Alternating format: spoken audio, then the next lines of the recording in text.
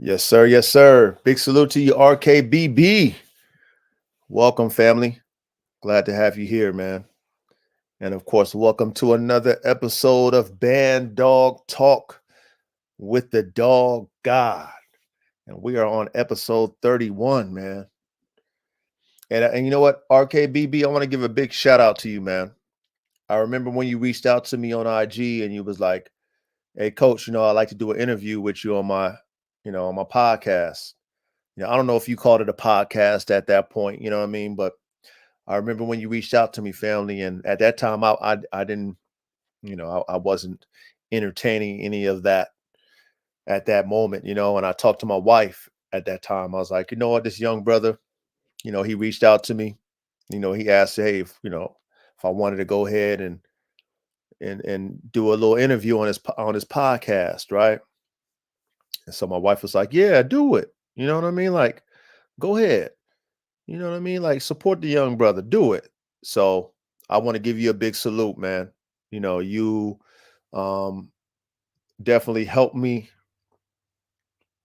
convince myself to like, I have to do this. I have to go ahead and do this podcast, get this information out here to the world. And so I definitely want to thank you for my first little interview that I had. And shout out to my wife, you know what I mean? Because it's, I was at that point where I was like, I don't need to do that.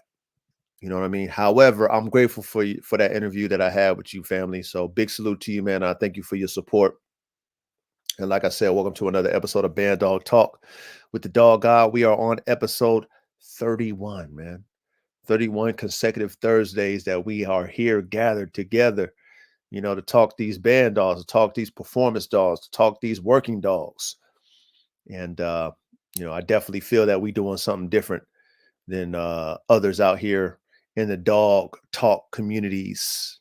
Many dog talk channels, but not many talking these band dogs the way the dog god is talking. You know what I mean? So big salute to all you guys. And let's see, of course, we're brought to you by Formula One Canines. That's me. You know, frames, brains, and motors. That's my motto. Oh shit. Man, hey, big salute to you, Corey. So Corey, is it Corey I or is it yeah, boy, it has to be Corey I. You know what I'm saying? Yeah, so Corey I. Big salute to you, Corey. So last time I seen your what do they call that? Your avatar, right? But you had some like crazy whatever on that thing. You know what I mean? So I couldn't really say your name, but big salute to you, Corey. Thank you for showing up again, man. Big salute. Um, like I always tell y'all, man, get comfortable. Man, I had a long day today. As every day, because there's no days off dealing with these dogs. And anytime that I come in and do this band dog talk with you guys, man, I make sure that I got me a vodka lemonade. You know what I mean? To calm the edge. You feel me? Of dealing with all these high performance, prey driven, man driven dogs that I've created or I've bought over the years, and just trying to be the warden. You know what I mean? Like when you're the warden, and I've never been a warden, by the way. Um, However, I do feel like I'm a warden when I deal with my dogs.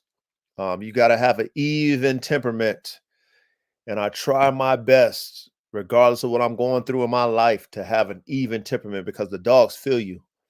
They're very spiritual. Dogs are very spiritual, so they feel your energy, even though you might not say anything. They feel if you got a bad, you're having a bad day, or if you're mad or whatever. They feel it. So I try my best to walk the yard with an even temperament so I can deal with the different personalities that's on my yard, man. So big salute to you guys. And like I said, man, if y'all like the herbal sensation, I know RKBB love that herbal sensation. Go ahead and roll something up. You know what I mean? If you like a brewski, go ahead and crack you a beer. I got my vodka lemonade. The coach is all about keeping it simple, man. Stupid. Kiss method. You know what I mean? So I like to keep it simple. So I stick to my little vodka lemonade. Um, what I mean? So go ahead and take y'all a sip. We have a great topic tonight, man. Like every Thursday. Every Thursday we got a great topic. Um, So we have a great topic tonight. We're gonna cook up. Um, I always give y'all a little something that I'm going through, during the week or during the day or whatever. I always give y'all a little something, a little testimonial, whether it be good, bad, or indifferent. Um, I've decided to um, schedule an appointment for my female, one of my Bandog bitches I mean, both the dogs that happen to have anal prolapse, which I've never experienced on any of my dogs. I've been doing dogs for a very long time, you guys. I've never experienced anal prolapse. Vaginal prolapse, I've experienced. Never anal prolapse. I happen to have two dogs that actually happen to have that a week apart from each other, different litters, different environments.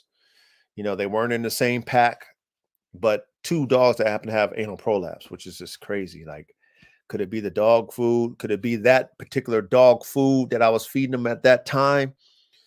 I don't know. Like I said, the vets, they don't know. They experiment with your money to find out what it might be. However, they don't know what it is, and I didn't know what it was either. But at the same time, I did my due diligence to try to correct it. Spent, like I said, $2,000, a little over $2,000 with the special dog food and all that stuff to try to save my dogs and their puppies. You know what I mean? So nothing's guaranteed with a puppy, but I do my breedings for a reason. Of course, to make money, but at the same time, I do my breeding so I can keep something off the litters. You understand? So anyway, this week I've decided to put my other uh dog with that anal prolapse that I had too. I put the other one down the previous week, I think 2 weeks ago, or it was a week ago, whatever. Now I've decided to, put my other bitch down because I wasn't successful. I wasn't successful at all with correcting that anal prolapse. I did everything that the vet told me to do. I did everything I researched. I changed diets. I did everything. Did the test, don't know where it comes from, where it came from, all the shit, all the stuff. And I'm able to put the rectum back in. I've used a special honey. It's expensive honey. What's the name of that honey? Just in case you guys ever come across this situation. It's some good. It's supposed to help the anal prolapse. Supposed to shrink it and push it back up in there, man. But it didn't work for me. But I'll let you guys know what it is, just in case you guys come across it. It might work for you. Manuka. So it's Manuka honey. It's expensive honey, high end honey. I bought that honey.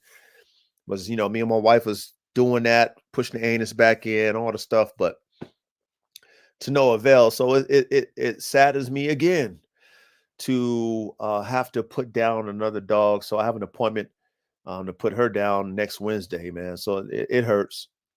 But these are the things that you deal with being a dog man or dog woman. These are the things that you have to come to grips with. You know what I mean? Like, life is glorious, but you have to accept death the same. Really. You have to accept it the same way as you are, yay, elated. You have to come to that understanding and that grips of understanding that the death is a part of it too. And sometimes you have to make those decisions, even though it hurts. So anyway, that's something I had to come to grips with. I had to make that appointment, and Wednesday will be the last day for that particular female.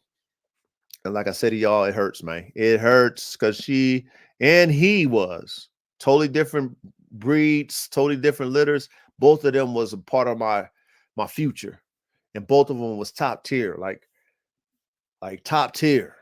Like when I did my checks and balances on my mathematics, when I drew the genetics up, both of those particular dogs met my standard. You know what I mean? Like, that's going to be the one. Of course, the development will tell me more, but based off of my initial checklist, both of those dogs were going to be the one. But I have to take that L because there's things that's outside of my control. I can only assist God in his creations. I'm not the creator, though. You understand? So I've accepted that because I've accepted so many lives that I've produced, and I've accepted a lot of deaths that I had to experience. So, I'm just an assistant to the Most High. So salute to the Most High God, and and salute to the process, man. So yeah, that's not something not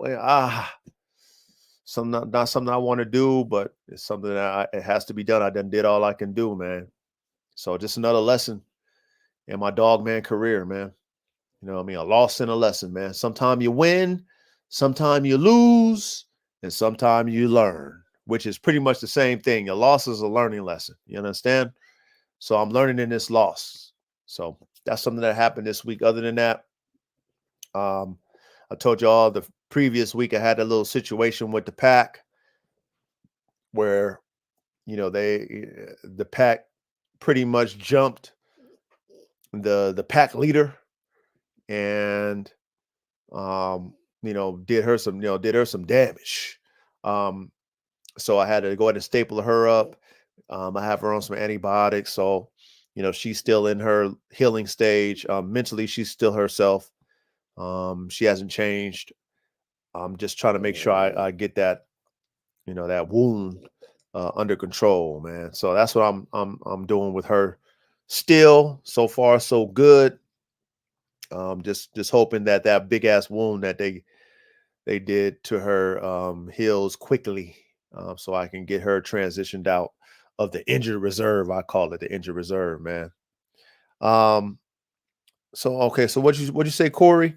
You say, hey, I'm dealing with a male right now. He acting real aggressive now with my dogs.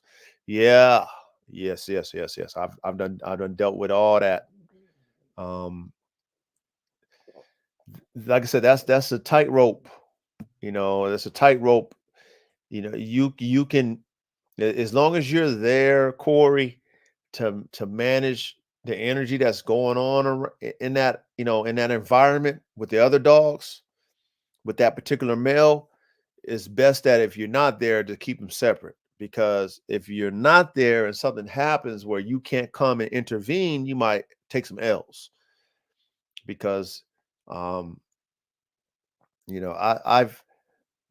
I've been blessed enough. I'm not gonna say lucky. I'm gonna say I've been blessed enough, Corey, where my dogs only act out when I'm on the yard, which is a blessing. So when things happen, even though I have a big yard, I have 6.5 acres, I'm not able to, get to situations fast enough. I'm able to get there, but not necessarily fast enough to where there's damage, right? There's always going to be damage by the time I get to the situation because of how much land and how my property is situated. And how I have to make sure I hear certain warning signs and know, okay, I got to stop what I'm doing. I got to go travel up to wherever that situation is and break it up. But if you're not able to do that, be there. If you're noticing some energy that is not conducive to what you want to have happen on your yard, or it could cause you a loss or two or three, whatever, man, separate them, man. Don't tempt fate. Don't even try it. Don't even, okay, well, now they're cool. It's all good. Don't do it. If you see that energy's off, it's off. And the only way you can dictate it is if you're walking the yard and able to see it and correct it. Other than that, if you're not there and it happens, you're gonna take some L's, brother. So I would just advise you from experience. If you see that energy and you're like, oh man, it's funk season. Understand it's funk season because dogs don't forget. Understand that too. Dogs don't forget. They might be cool for a week, a month, or two, but understand there's vengeance going on in both of their minds. There's defensive mode and vengeance going on in those dogs' minds. So don't get it twisted. You understand what I'm saying? Just take heed to what I'm telling you when it comes to these dogs, brother, because you don't want to take no losses. Because I've done taken many, many, not necessarily that situation, but just situations. We dealing with these type of dogs. So anyway, big salute to everybody that is here. Tonight's episode, man, we're gonna talk about the art of making high performance working dogs, man. The art. I want to emphasize the art, and let me go ahead and put that in the scroll here, man. Let it scroll in the ticker because this subject matter is very important. Okay, the art of it, of making high performance working dogs. Because for me, and I always tell you guys, I'm always speaking for myself and in my own, reality of dealing with dogs. Creating dogs, because that's what I do. I create dogs. If you are passionate about it and you're good at it, it's an art. It's an art like anything else, right? Music, drawing, singing, whatever you might be, sports, anything you might do at a level of talent, at a level of dedication and focus, is an art form. And creating these dogs, especially high performance dogs, is an art form. Now, a lot of times we see in the dog game itself, a lot of the dogs that are popular are based off of what they look like, right? They're based off of what you see, not necessarily how that dog performs. You understand what I'm saying? So with what we're doing with band dogs or performance dogs in general, working dogs in general, it's a complete package, which is harder um, to perfect, because we can make a dog look a certain way, whether it be a color, whether it be a size, whether it be a muscle tone, things of that aesthetics, right? We can make a dog look a certain type of way, but that doesn't mean the insides of it, the soul of it matches what you see on the outside. And when people buy dogs based off of what they look like, they have no clue what that dog is as far as health wise. They have no clue what that dog is as far as temperament wise. They just buying a look. So it's a lot easier to create a dog based off of what its phenotype is or what it looks like. It's a lot easier. Um, Being that we're dealing with performance dogs, it's a lot harder because we have to make a complete dog. We have to make a complete dog, right? It's like when you're putting together a sports car. And I like to relate performance dogs to performance sports cars, performance vehicles. Hence my name, Formula One Canines, right? The top tier, top tippity top of performance car racing, right? And technology is Formula One. But when you make a sports car, it has to look appealing, it has to look what they call sporty, right? But it just doesn't have to look sporty, right? That's just a part of it to attract you, because we don't necessarily know what that engine do, the suspension do, you know what I mean? The overall handling, all the things that go, the brakes, we don't know what that is until we take it on a test drive, right? And even on a test drive, you don't know what it is until you're able to take it out on a empty road or something like that, on some twisties, or you got a track that you're able to go to and take it out on the track and see what it can do, right? So the car looks sporty, has that aggressive look to it that attracts you to it. Okay. And it has to match the look with its performance. All right. And so that's what we're going to talk about this evening, tonight. We're going to talk about the art of making a high performance working dog, because it's an art form and it's not going to happen overnight. Okay. Dan G, salute to you, Dan G. Dan G said the ugliest dogs is usually the best ones on the yard. I'm gonna have to second you on that. I'm gonna have to agree with you on that, because 9 times out of 10, that ugly dog was bred to perform. You know what I mean? It kind of ties into what I was leading off to, like what I was talking about, which is, making sure the look matches the performance. You know what I mean? When you take in performance dogs, you might take this dog that, has a certain level of drive, and this dog that has a certain level of athleticism. They might not match each other genetically. They might not look good, but that dog, like you said, that ugly dog phenotypically, might be the most driven dog that you have on your yard. So being that we're trying to create performance dogs, of course we're going to add that dog to the recipe. Um, so you're right on that. You know what I mean? Because it's very hard to make a complete performance dog, which looks the part of its performance. It's not easy to do. You know what I mean? So that's what we're going to talk about tonight. You know what I mean? So you got a great point, Dan G. That's a fact. Carolina Blue, big salute to your family. Thank you for showing up again, man. We got a great cook up tonight. And like I said, I really wanted to key on this one tonight, man, because that is who I am when it comes to what I do with my performance dog, dogs in general, plural dogs. I feel like I am, one of the best. I'm not going to say the best.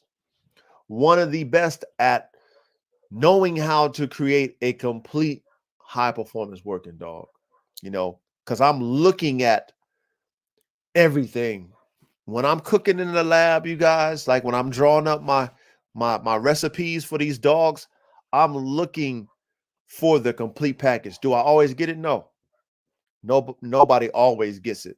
However, should I be looking for it? Yeah. If I'm trying to be balanced in what I do, yeah, I have to look for everything in the dogs. Whether the dog, like Dan G says, what is ugly, that dog might be ugly, right? However, in his genetic recipe, there's other dogs in there. And I like to look at least 3 generations back for me. I keep it simple. I keep it on the KISS method, y'all. So I look 3 generations back. I don't go no further than that. If I get a throwback and I know what that throwback is and I see it, okay, cool. Other than that, I'm just looking at parents, dame and sire, grandparents, great grandparents. And that's if I know each of those 3 generations of dogs. I can really assess that in my productions. You understand what I'm saying? So based off of that knowledge that I know when I'm drawing up these dogs, these high performance working dogs, okay, I can gauge what I can possibly get. Okay. Now, what is the focus for me? Well, obviously it's performance. That is the focus for me because I want working dogs. And what I mean by working dogs, okay, I need them to be functional, keyword functional.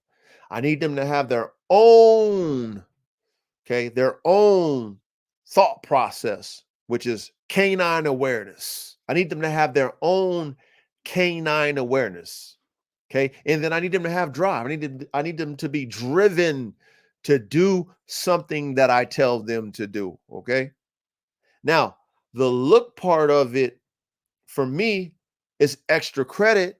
However, it is as important as the performance for me.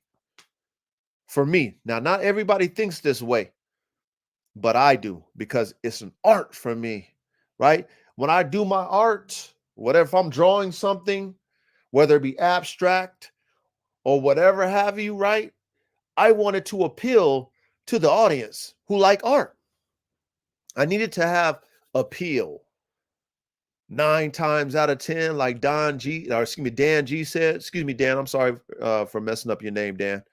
Like Dan G says, 9 times out of 10, the best performers be the ugliest dogs because it's hard to have that balance between the two. Like, oh, it looked great and it performs great. Like that's a very hard thing to balance because then you would have a complete dog, which, as breeders, dog men and dog women, especially performance dog men and dog women, that's what we should be shooting for. We should be shooting for complete dogs.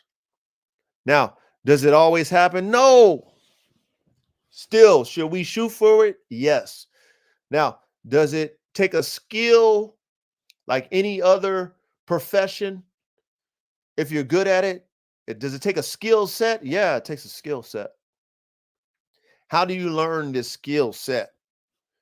Well, when you're dealing with dogs, you need to have multiple dogs so that you can learn which dogs produce what you want them to produce. Because just because a dog look a certain way, acts a certain way doesn't mean that it will produce that certain way. Or just because you have a dog that is that performer, has that look, doesn't mean that you as a breeder know how to put the right dog with that dog to produce that next level dog. You might not have the gift to know which genetics click. The only way we know this as dog men and dog women who breed these performance dogs is we have to breed multiple dogs together, have multiple different litters to see what clicks and what don't. That's the only way you will know. Because there's a lot of dogs in history of dogs who have been labeled not a good producer. Real talk. Based off of the fact that the dog man or dog woman who owned them bred them with some dog or some dogs, plural, and it didn't click. So then they say, oh, this dog's not a good producer. Now, is that true? Could be. Could be. However, how would you know if you only bred it the way you thought it was supposed to be bred? Maybe you just didn't know how them genetics clicked the right way. You didn't know how to match the right genetics to bring out, right, what was in that dog with that other dog that you combined it with. That's real talk. Okay.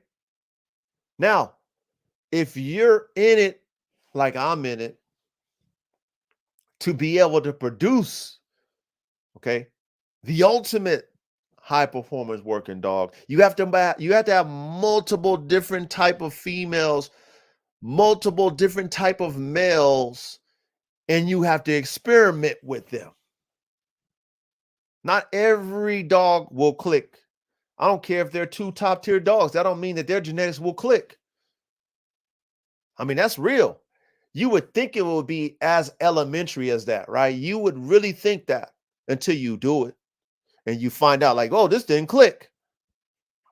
And you say, you look at your mathematics, you look at your recipe, you're like, well, man, this dog got this. Man, this dog does that. Okay, damn, this, the dame does this, she does that. Damn, okay, this should work on paper. Yeah, on paper. But genetically, we don't necessarily know that until you see it click. Because we're playing with genetics. We're playing with God's creation. Genetics is God's, not ours. Okay? The essence of man is of God. The essence of animals, plants, organisms is of the Most High. It's not of ours. All we do is experiment with God's creations. You understand what I'm talking about? Same thing with the dog. Okay? I can take two dogs that I think are the best of the best, period, and put them together and they don't click. And I can falsely claim that these dogs are not good producers. Falsely. Because me, as the breeder, I didn't take the time to experiment. Do what scientists do. Isn't that what scientists do? They do experiments until they get it right. Okay, they have a hypothesis, which what we would have when we're taking two top tier dogs and breeding them. It's a hypothesis. It's not a fact. We don't know that for sure until we produce it, develop it, watch it develop, watch what we developed, right? Watch what we produce, develop, and then develop to produce. That's a process, right? It's an art. It's an art. Now, if you guys also, sidebar, if you hear my wife's French bulldog here, you might hear some snorting and stuff like that in the background. That's what she's doing right here until my wife comes home from work. So you might hear that. Just know that that's her over here. You know what I mean? But other than that, we'll get back to the topic at hand. So with it being an arts, right? It's like us drawing, and we have a vision in our head and we're drawing, or we looking at something and we're trying to draw it and we have an eraser. We see something that we don't like, we can erase it, or we can ball it up, throw it out, start over again, right? That's the concept we have to have with these dogs. Now, they call that the culling process. Okay. if you have this space and the ability to breed your dogs, keep every single one of the puppies and have time to watch them develop, right? And you can see the genetic attributes that you drew up in the lab before they were produced. You can actually see it develop in front of your eyes, right? And then you have a plan to take those genetics and bring those to another dog or dog's genetics. You breed those together, and then you're able to keep them to see if what you cooked up meshed. And then take the best of the best from those, okay, after you experience to see those genetics develop, and then take the best of those and cook them up and to see if they develop. Then that's the only way that you can get a balanced, okay, perspective on a dog that looks high performance and is high performance. That's the only way. Now, there might be some flukes or luck of the draw where you actually get a dog, right, that looks and is what you expect it to be, right? Looks like a performance dog, performs like a performance dog, and produces with any female or male, because we're not respecting the sexes. There's certain females that throw their asses off, like they producers. You can throw them with any male, they producing, right? Certain males that are producers, put them with any female, they producing, right? But those are few and far between. Like real talk, that's not something that you want to bet on, because it doesn't happen often where you get a male that's so potent that whatever he has in himself, whatever female you throw him to, voila, you see that juice, right? Jerry, big salute to your family. Welcome, man.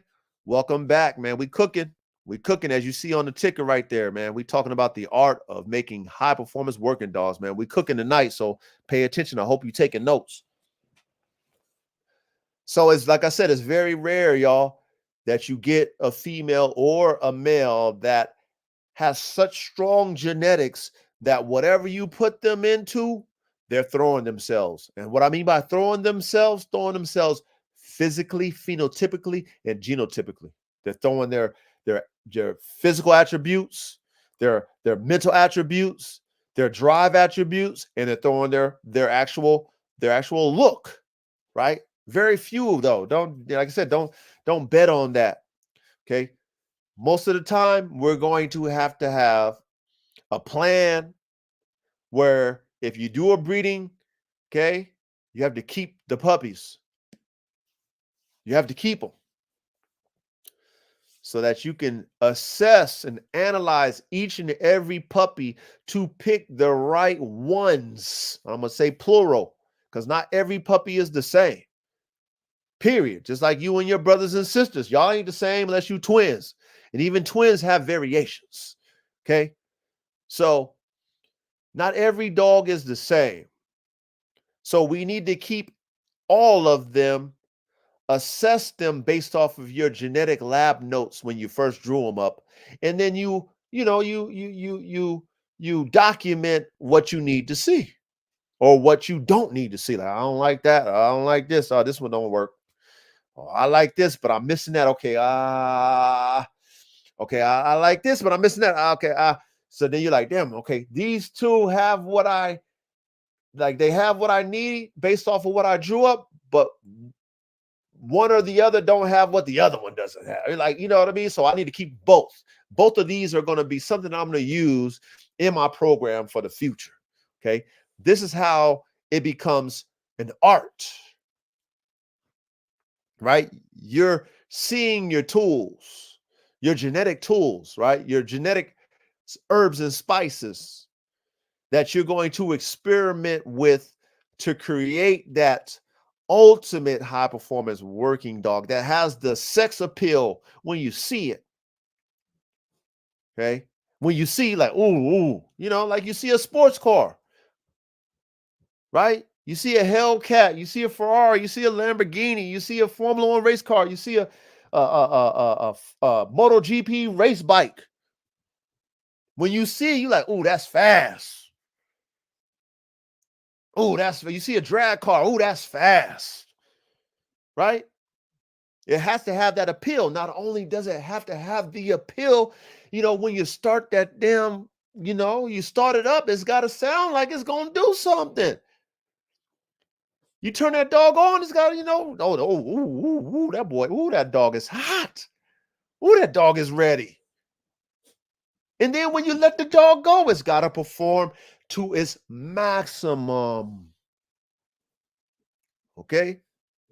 And when you have high performance working dogs, I've learned this myself, buying other people's so-called performance dogs. They have to perform to a point where they don't blow themselves up.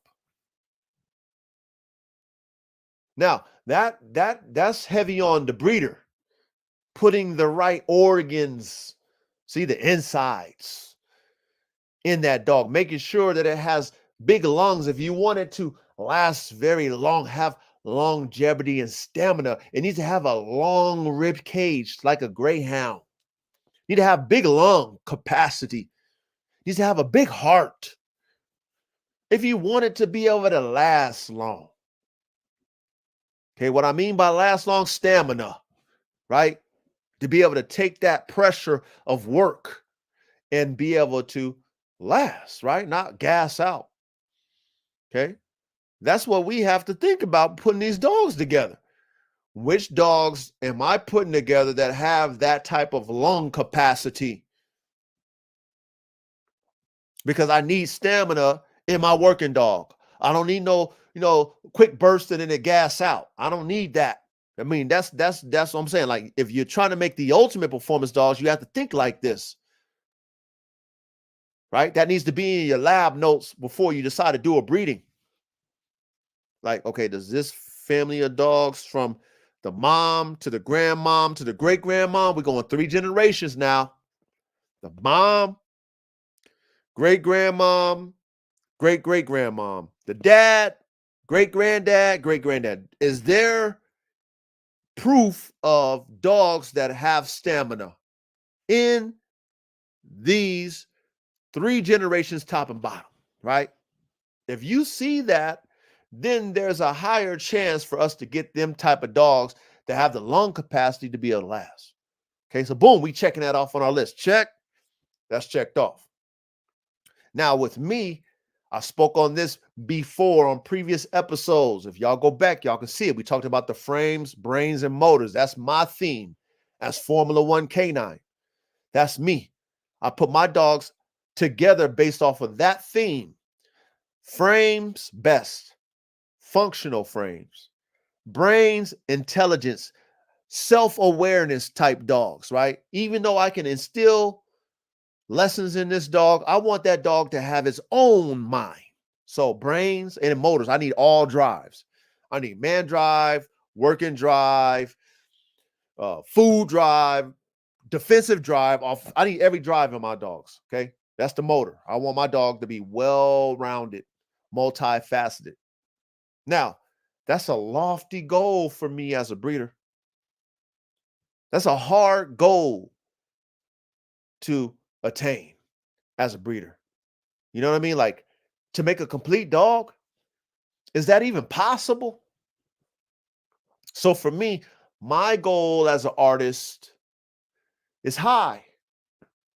My bar, I probably, will be in my 60s and 70s still trying to reach it. Even though others who might own my offspring will be like, Coach, this dog is beyond what I even imagined.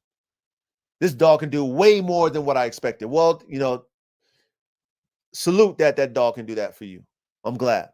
And you as my customer, I'm happy that you're satisfied. However, me as the breeder, as the artist, I'm not there yet, because I need that dog to max out. I need that dog to hit its rev limiter and not blow up. Imagine that. Okay. That's a Formula One car, right? Them cars are the fastest cars ever created. But they have computer systems. They have components that will be able to handle the most extreme level of performance. And even to that point, now those cars do break, and that's engineering, right? That's my fault as an engineer. If my dog that I breed to the maximum capacity blows up, that's my fault. Even though it's like, yo, that dog performed better than anything I've ever seen in my life, but it blew up. Me as an engineer, I didn't do that dog any justice. Okay, because it has the mental capacity as the computer to perform, but its parts didn't do it any justice, right? And I've owned dogs like that. I didn't breed them dogs, I bought them. I've owned dogs where their computer was built, their mind was built for maximum performance. In their head, they thought they can go to the max. I love a dog like that. I'm sure we all love a dog that will take themselves to the limit. Okay. I do. However, I feel sorry for the dog that in his mind thinks, or in her mind thinks that she can go to the max, but her body won't let her, or his body won't let her, or let him, excuse me. And then they die. I've witnessed that. Okay. I've witnessed it. I don't like it. I feel that it is a disservice to the animal. That me as a breeder, if I was the one that bred that dog and that dog wants to go, go, go, go, go, and I bred it, I put that computer chip in them. I put two dogs, that 3 generations of dogs that want to go. So that dog says, I want to go because in my generations of genetics, it says go. And then that dog falters out, gets injured, or dies because me as the breeder, I didn't, put his frame together the right way. Right? I didn't make sure that the organs were correct. I didn't make sure that its snout was long enough. I didn't make sure that it didn't have soft palate. Like, these are the things that if you're into performance dogs and you've had experience of dog failures, with the S plural, failures, you tend to look at. Because my job as the breeder is to make sure that that dog can perform at maximum capacity and be able to survive, right? To be able to know, I'm about to blow up, and then it shuts itself down because it's about to blow up. That's that brain I'm talking about. That's that computer that's saying, okay, red alert, red alert, red alert, red alert, shut it down, shut it down, shut it down. Dog shuts it down, live to see another day. Okay, recovers. That's important when you're creating these high performance working dogs. That is an art when you know how to do these things. When you can see these things and make corrections, okay? You can be patient with the process of breeding and say, okay, yeah, this dog looks good, but it don't perform good. Yeah, this dog performs good, but the functionality of the frame is not up to par. This dog wants to go to the maximum, but his body isn't built for the maximum, right? This dog has all the drives, but it don't have a computer to have an on-off switch. Like, these are all the things as artists, as dogmen artists, that we have to think about when we're breeding our dogs for performance, not for looks, but for performance. Looks is the icing on the cake when we're doing this. When a dog man or dog woman can create the ultimate working dog that only performs at the highest, the highest level, but looks like it, I mean, that dog man and dog woman will be rich. We'll be rich. Because then that dog woman or dog man can guarantee, a dog that looks like it performs. Now, user error is user error, right? Okay. If I give a dog that's built for action and looks like it, and you don't know how to handle that dog, or you mishandle that dog and you blow it up, or you kill it, or you destroy it, or you ruin it, that's on you. That's user error. And there's a lot of dog men and dog women who get performance dogs that F up dogs because they don't know what they're doing with them. They don't know what they're doing with these type of dogs. They get excited about the abilities of these dogs and they overdo it. We talked about this last week about the mentality versus drive. Which one is the most important? The mental space of the dog or the drive? Which one should you work first? Which one should you focus on first? We talked about this last week. A lot of individuals who get these performance dogs, just like if you were getting into your first Lamborghini, you get out there, you revving it up. You're like, oh, yeah, this is a $300,000 car. I can rev it up. And all of a sudden you blow the motor up. Boom. You expect that, you know what? Hey, this is a Lamborghini. I paid $300,000. This should be handled. Nah, bro, you didn't break that damn Lamborghini in. Plus, you're not supposed to be over revving that Lamborghini. Even though it's built to have to be able to handle high revs, that doesn't mean you're supposed to do it. That's the same thing when it comes to these dogs, y'all. Okay. However, we talking about tonight how to build these dogs, the art of it. Okay. The art of it, understanding, why and what and when and how of these dogs, which even though I'm explaining it to you guys tonight, it's a trial and error process. It does not happen overnight. Even though I'm going to summarize how you can make it happen, it doesn't happen overnight. It's going to take you experimenting with genetics, keeping litters of dogs, the old school way. This is what the OGs was doing. Okay, when they was in their yard and they might have had 20 acres, 10 acres in the country, whatever.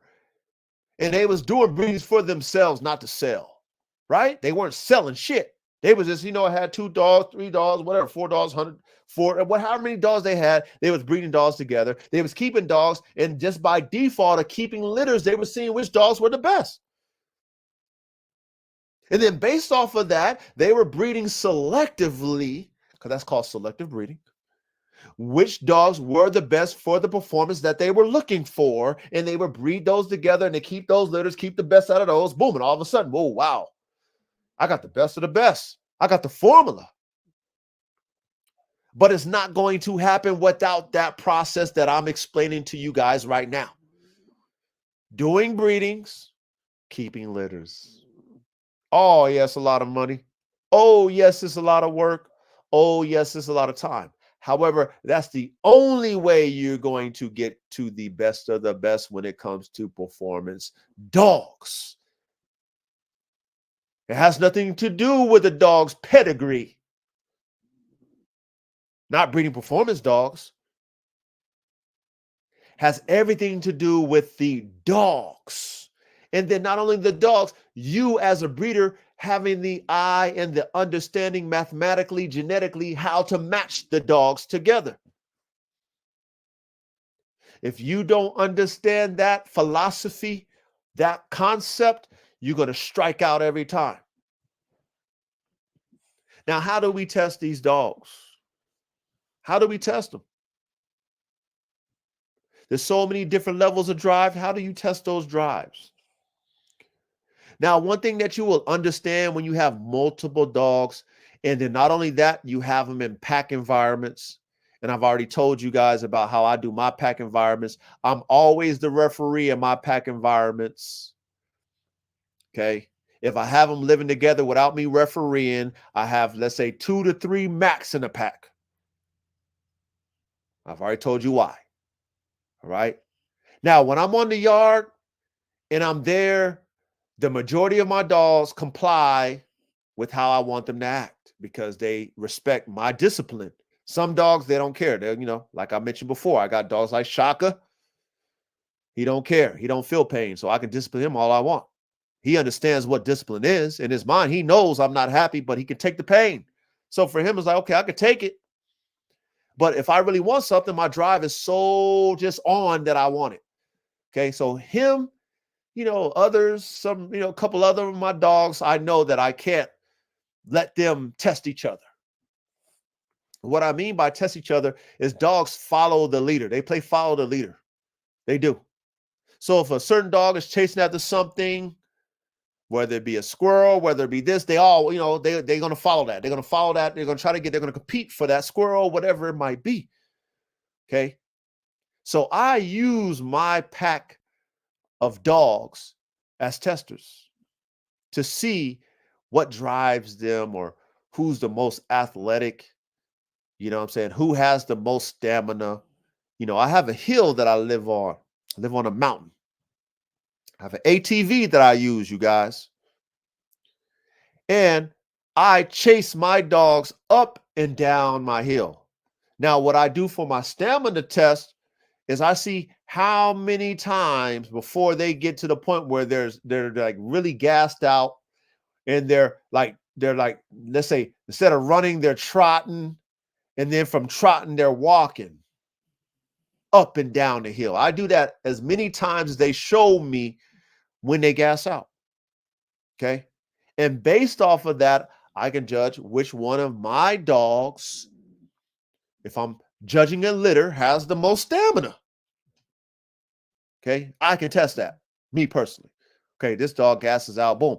Now, of course, just like any and everybody else who works at something over time, you get better. So it's not just one test. Okay, you did the best. You didn't do so good. Okay, you don't make the cut. Nah, we test, because it's up to me to build that dog's ability, its stamina, if I want to see that. So I'm going to do it multiple times, and I'm going to see who has the best when it comes to these attributes that I'm looking for. And like I told y'all, I'm also going to use the dogs as well. I'm going to use the dogs to test each other as well. Okay. And then based off of that, I'm going to have in my notes which dogs I feel are going to add to what I'm trying to create. Because not one dog has everything. That's a fact. Not one dog has everything that I'm looking for as far as my art form to create when it comes to creating the ultimate performance dog. So I'm like, okay, this dog has this, that dog has that. It might take me 3 or 4 breedings to get all of them combined. Also, I have to think about the look. What phenotype do I want to see? So I can't get too far off on the phenotype just because this dog has a certain attribute performance-wise that I like, but the phenotype is not matching my vision. So do I use him or her because it's going to be further from me keeping the phenotype or achieving the phenotype that I want? Should I use them even though they have the exact performance that I need? Like, all this is coming into play when I'm drawing up my notes, my lab notes, so I can create this dog that has everything that I want. Okay. So for me, it's hard because I have multiple different types of band dogs I'm trying to produce. I have my own line of pit bulls I'm producing, but then I have an XL version. I have a double XL version, right? And based off of those versions, right, I have an idea of what I want my double XL pit bulls to look like. I'm still figuring out who is going to be the forefront or who's going to be the face of my XL pit bull versions, right? Because I just produced those recently. So based off of which one becomes the most popular and shows me the most performance will be the one that I say, okay, but that's going to be what I'm going to be basing my double XL pit bull, or excuse me, my XL pit bulls off of. Okay. This is all still a process. This is all still me in the lab trying to create. And then once I create it, perfect it. This is a time thing. It's not something I think, okay, first breeding I do, bingo, I got it. Nah. Second breeding I do, bingo, I got it. Nah. No, not if you're trying to create it to be complete, right? If I'm creating my dogs to be one-trick ponies, let's say like the game dog. Did you think that those OGs back in the days when they was dealing with the game pit bulls was caring how them dogs looked? I'm sure you can understand that, right? When it was all performance based, we know that they didn't care how them dogs look. That's why there's so many different type of phenotypes, right? There's different weight classes, etc. If the dog performed, regardless of what it looked like, that dog was a winner, right? That dog was the shit. Performance, that was it. Now, being that we're not in that day and age where people just want a performance dog, right? Unless you are looking at dogs that do specific things like herding, right? You can probably care less what it looked like. As long as it herds, it's cool. Or let's say it's a retriever, you can probably care less what it looks like, as long as it retrieves, right? Dogs that are specifically bred for a specific task, you can care less how it looks. As long as it meets the breed type, but it performs at the highest of the high level, I need that dog. But what we're talking about now is a complete dog, making sure that that dog has that curb appeal. When you see it, it's like, oh, wait. You know, you just look at the dog, you know it can do the job. Like, oh my God. And then when you let that dog loose and you see what that specimen does, you be like, oh my God, I can see why I bought this dog. Okay. I can see it completely. Not just on it, just doing work and it looks, it's a cool lab. It's a cool collie. It's a cool herding dog. It's a cool looking Malinois, but you know, it look all right. But man, watch that Malinois work though. Okay, watch that German Shepherd work though. I look okay. Watch it work though. That's not what I'm talking about right now. I'm talking about wow when you see the dog. Okay, all the angulation on the frame, right? You look at that dog's frame, however it's built to perform, you can see it.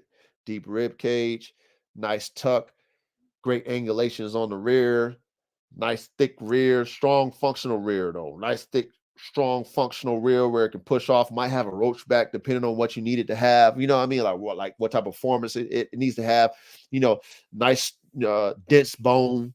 You know what I mean, to be able to take some damage if it's going after any type of prey or anything like that. It's got to be strong and tough. You know what I mean? Nice hide.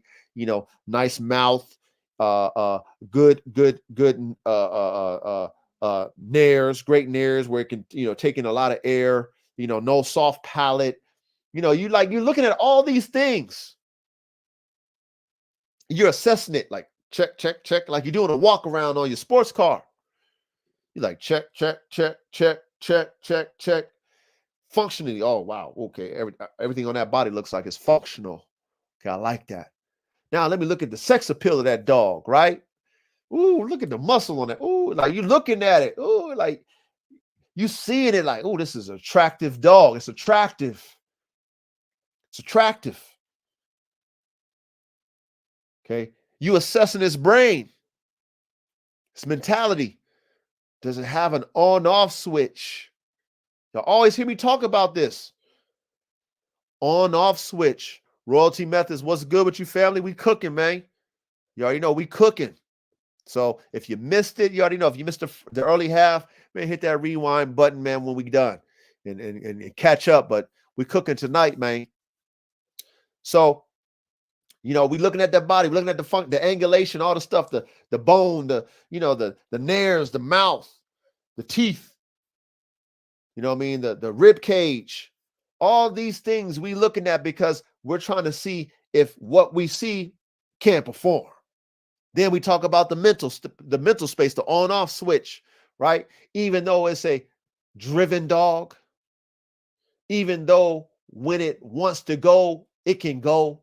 Does it know when it should and when it shouldn't go? Does it have enough mental awareness to know this, right? Even though we put maximum overdrives in these performance dogs, we put the maximum overdrive because we like that. We like it to hit them 9 to 10,000 RPMs. We wanted to hit that rev limiter, but not blow up, right? But then also when you hit the rev limiter as a dog, we want you to know to let off the throttle too. Don't just hit it and boom. What's the use? What's the use of a dog that doesn't know it's about to blow up, right?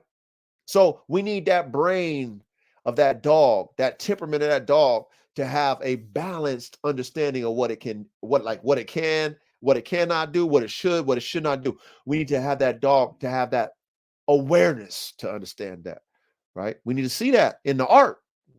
We need to see that. Okay. Then we need the dogs to not be a one-trick pony. Okay. This is important. If you're trying to be an artist at this dog should be able to use his drive for any and everything. Now, is that easier said than done? Yeah, just like everything I'm talking to you guys about. It's easier said than done, right? Great looking dog, great functional frame, durable frame, great mouth, great nares, great lungs, great heart. All this stuff is easier said than done. However, if we do this, okay, as dog men and dog women, if we really take pride in what we do, that's what we should be breeding for, is to achieve these levels of easier said than done. Okay. Where you can say, I did it and I done it. And yeah, it didn't happen overnight. And yeah, I had to breed multiple different times. I had to keep multiple litters. I had to experiment to get these level of dogs that you see right now that are blowing your mind.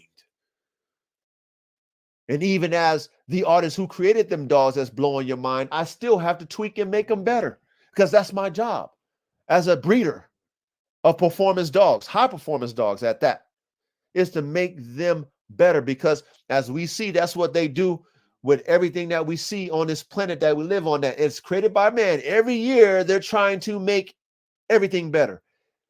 And a lot of times we don't understand that the stuff that we see, the following year, like this year, then the following year is something that they've already created probably 10, 12 years ago, maybe even 20 years ago. They already made what we're seeing today. They already been made that shit 10, 20 years ago, because they know that that's how it goes.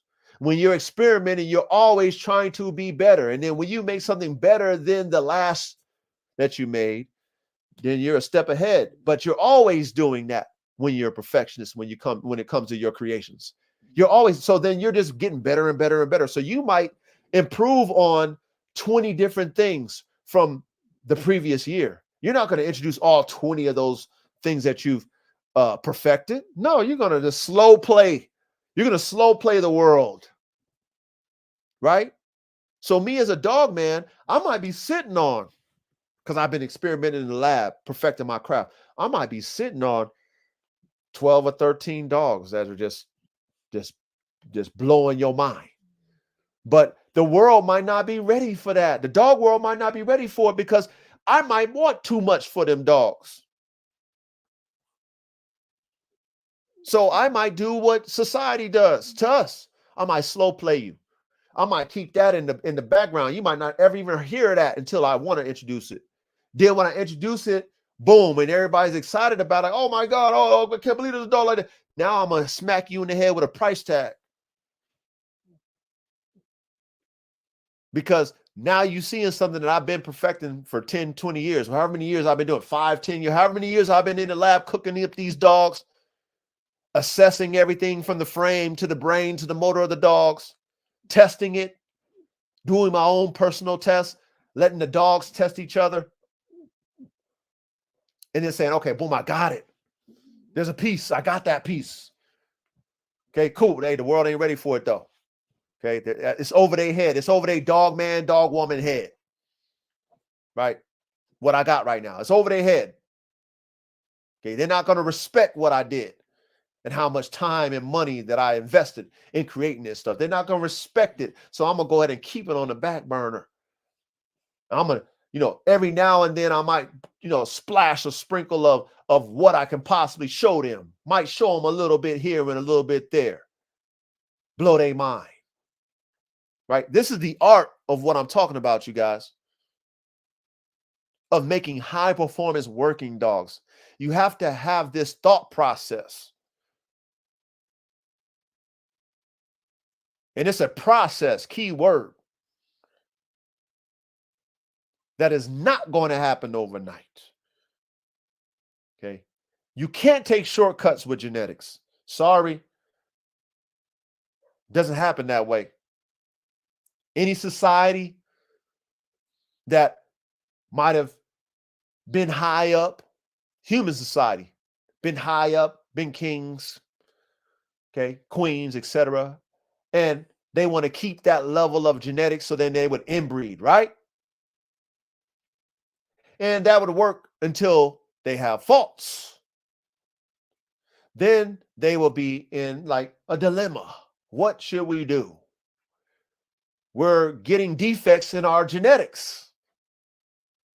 The only way they would know what to do is they would have to experiment. They would have to say, okay, well, let's go ahead and breed with, the king of the north over here, or the king of India over here, and let's go ahead and exchange our daughters and sons to see if we can exchange genetics to see if this works. Now, that might not even work either. However, the same process that creates the best human beings, which is complete human beings, right? Good looking, smart, intelligent, all that stuff. Okay. It's the same process that we have to do with the dogs. It didn't happen overnight for them. It's not going to happen overnight for us as dog men and dog women who breed these high performance dogs, because we're trying to create a complete dog. I can make a dog that is muscled up. I can make a dog that's 200 pounds. I can make a dog have a certain color, right? I can make a dog with a big ass, like a huge head. Whatever the physical things that you see that attracts you to a dog, that is easy to do. That's not rocket science. It's not. To make a dog smart, that you can't see a dog's brain, you have to actually test the dog's intelligence to see if it's smart. You have to test it. Okay. You just can't see a dog's drive. You have to test it. You can't see a dog's lung capacity when you just breed it and it comes out the womb. No, you got to go and get a CAT scan, an X-ray, then do lung tests to see if those lungs really are of capacity, right? You can't see how big a dog's blood vessels are and if the dog's blood flow is what it is just by seeing it. No, you got to do a test to see. You can't see how good a dog's heart functions. No, you got to test it, right? You can't test, or excuse me, you can't see a dog's gameness. No, you got to test it. This ain't something that happens overnight, you guys. And that's why I'm stressing it to you guys that it doesn't. Hey, salute to you, William. Big salute to you, man. Welcome. We cooking as usual, brother. We cooking as usual. So, like I said, I'm stressing this to you guys because being that we're doing this Bandog thing, and this goes for all performance working dogs, not just band dogs, but for us, being that we're on this Bandog talk, we really do have an opportunity to use our skill set and our talents to create these ultimate working dogs. We do have the opportunity to experiment with different breeds, to experiment with different working type dogs, working abilities that we see genetically. Okay, we're able to do that.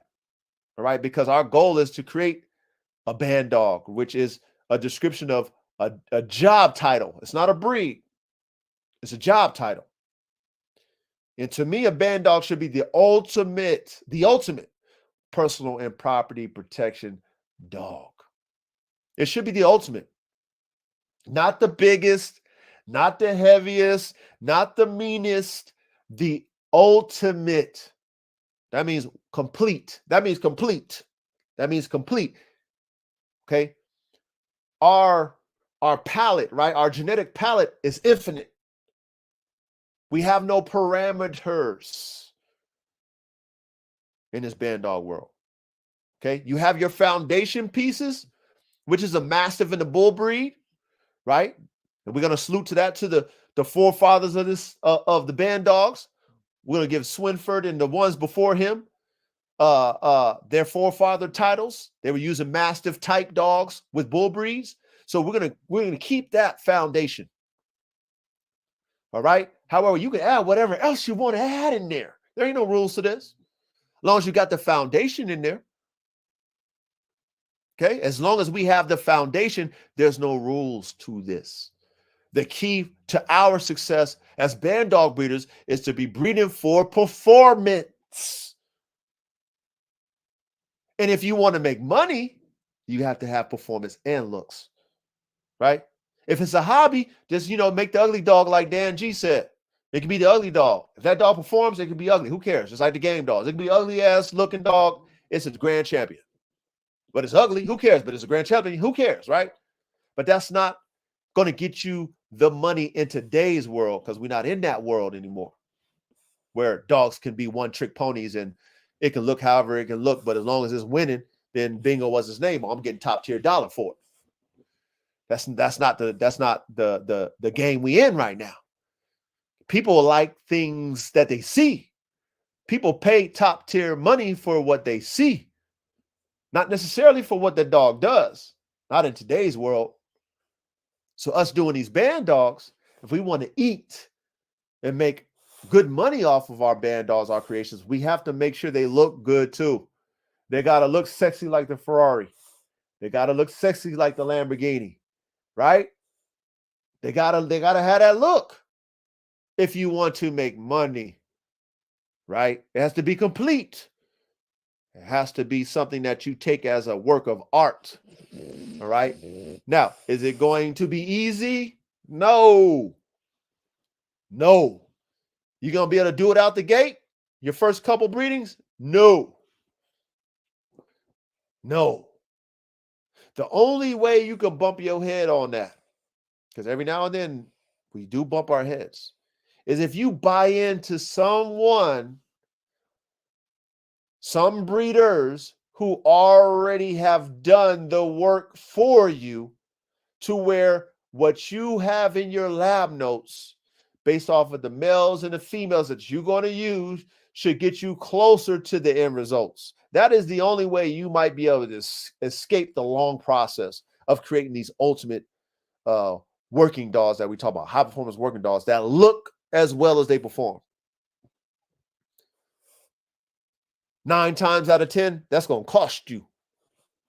Okay, so you better have your money right if you're trying to buy into something that's already going to get you there faster. Make sure your money's right. Other than that, if you're going to F1, F2, F3, F4, you're going to do all them, you take them first initial steps, it's going to take you a minute. It's going to take you a minute, and you need to respect the process, that it will take you time. Respect the fact that you will need to keep whole litters. Yeah. You will have to take care of multiple dogs. You will have to wait at least until they're 3 years old before you start to cull. 3 years is what? 21 years in human years to a dog. If you cull before 3 years, you just wasted a whole dog. If you're able to assess a dog before 3 years old, you ain't doing the proper testing to a dog. A dog is 21 years to a human being. What type of maturity did you have at 21?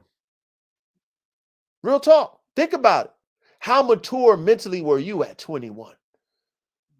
How mature is a dog at 3 years old? Right? Is it at its peak at 3? No. That dog is just now coming into his adulthood at 3 years old. Young adulthood, 21. So if you're not giving your dogs at least 3 years of analysis and assessment, you're doing your breeding program an injustice. Because that dog can go to somebody, right? Let's say you call a dog at 1. Oh, this dog ain't working for me. This dog, whatever, right? Doesn't meet your notes. You call it. You give it to a pet home. You go and see that dog for whatever reason. You happen to see that dog at 4 years old. And this pet home has them, and this dog is like blowing your mind at the way it looks like, how it's greeting you, how it's acting with the family that it's with. It's blowing your mind. You're like, oh my God, I didn't know that dog would be like this. Yeah, of course you didn't know. You called the dog too damn soon. You didn't let the dog mature. You didn't put the time in assessing what you created. I have dogs, right? I have dogs that are 5 years old that are not the same mentally and physically as they were at 3. They're better. They're better. Even at 5 years old, even though I like to assess my dogs, maximum year is 3. Give them 3 years. But I've seen, because I've kept them, I've seen how they were at 3, and I'm like, okay, I know that dog. And I have a good assessment of the dog. But then I've seen them develop to even more at 5, 2 years later. Like, damn. So imagine if you culled your dog out at a year old. A year is 7 years. That's 7 years. That dog is 7 years old at a year old. You calling a dog, oh, that dog ain't shit. Oh, that dog is a cur. Whatever you calling these dogs. Oh, his drive is not there. Whatever, right? You know, you just threw your program away. Because these dogs are like transformers. If you have multiple dogs and you've been able to watch multiple different dogs grow, they're transforming probably every month. Puppies every day, but I like to give my dogs, once they get of age, a certain type of age, I assess them every month. They're transforming every month. And a lot of it has to do with the environment that you have these dogs in. Real talk. When I work with my dogs, I notice as they get more mature, they become more confident in themselves. I have some AK-47 chopper young sons. I have 4 of them. 4. Okay? And they're all different in their personalities. I have one that is very reserved. When I come to him, he's in his corner. He's got his head down. Okay? They're a year and some change now. I got another one too. He's like in the middle. He's not as reserved, but he's reserved. He comes to me, but he's still kind of cautious. I have a very dominant presence. I have a very dominant energy, right? I'm the warden. Okay. I know why them dogs are doing that to me. Okay. I'm not gonna be like, oh, this dog is timid. I'm throwing him out. Oh, he ain't fit my program. No, I know that them dogs are paying me homage. My energy is way more powerful than theirs. I know that that dog is a young child. And I'm not going to put my expectations too high on him, right? Then I have another dog, right, that ignores me. He's so into his own wave. I come in the kennel, he does his own thing. He's so in tune with just trying to be the rah, rah, rah at 7 year and some change years old. He can care less if I pay him any attention. As long as he got his ball in his mouth or his thing in his mouth, he's running back and forth, doing what he do. He's in his zone. He don't pay me no attention. Okay. Then I got another one that does pay me attention, but he still respects my energy. Like he wants me to pet him. He comes to me, he wants me to pet him. Right. But then when I come and I put my energy towards him, he kind of ducks. He ducks. He doesn't just receive it. But being that I understand these dogs, you guys, okay, they're kids. I'm not putting that pressure on them damn kids. I'm not going to judge that dog that's in the corner. Oh, man, he ain't going to make my, he ain't going to make my cut. He's too, he's too timid. No, he's not timid. I know he's not timid. To a rookie dog, man, they might think, oh, man, that dog's weak. He don't want to even come to me. Me, because I've experienced multiple dogs, multiple puppies, multiple personalities. I know it's my job to take that dog's mind and impose my mentality on that dog.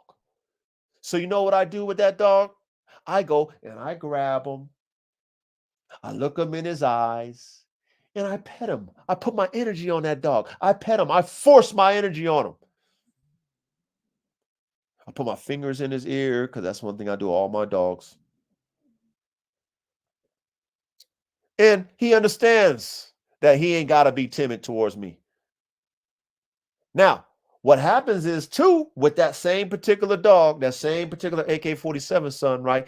When I come around into the yard and all the dogs salute, all the dogs is going crazy, he doing the same damn thing. I go to his kennel and I put my hand up there, he's greeting me just like all the other dogs. The only thing that's different with him versus the other ones that's confident is that when I go in his kennel, he knows I'm coming in. He might be thinking, oh shit, because he doesn't see me discipline dogs. He goes in this corner. But these are the processes that you as a dog man and dog woman need to take to understand the genetics that you are going to be cooking up for the future dogs to make the complete dogs. You need to keep these dogs. I have 4 AK-47 chopper sons, 2 that are in the same litter and 2 that are not in the same litter. All different personalities. Okay. I'm not assessing them until they're 3. I'm talking about giving them a complete grade. Like, okay, 3 years old, you still acting like that, then that's a problem. If that dog who is still in his corner, if he's still doing that at 3 years old, that's a problem for me. That's a problem. Because, bro, I done imprinted your mind enough to know that you ain't got to keep doing that with me. I done showed you that you can pay me respect, but still be yourself. You ain't got to be reserved with me. Okay? There's nothing reserved about me as your owner. All the dogs around you is mimicking me. Okay? You can act like that around them, but when I come, you reserve. No, I'm letting you know you ain't got to be reserved around me. You can be yourself with respect.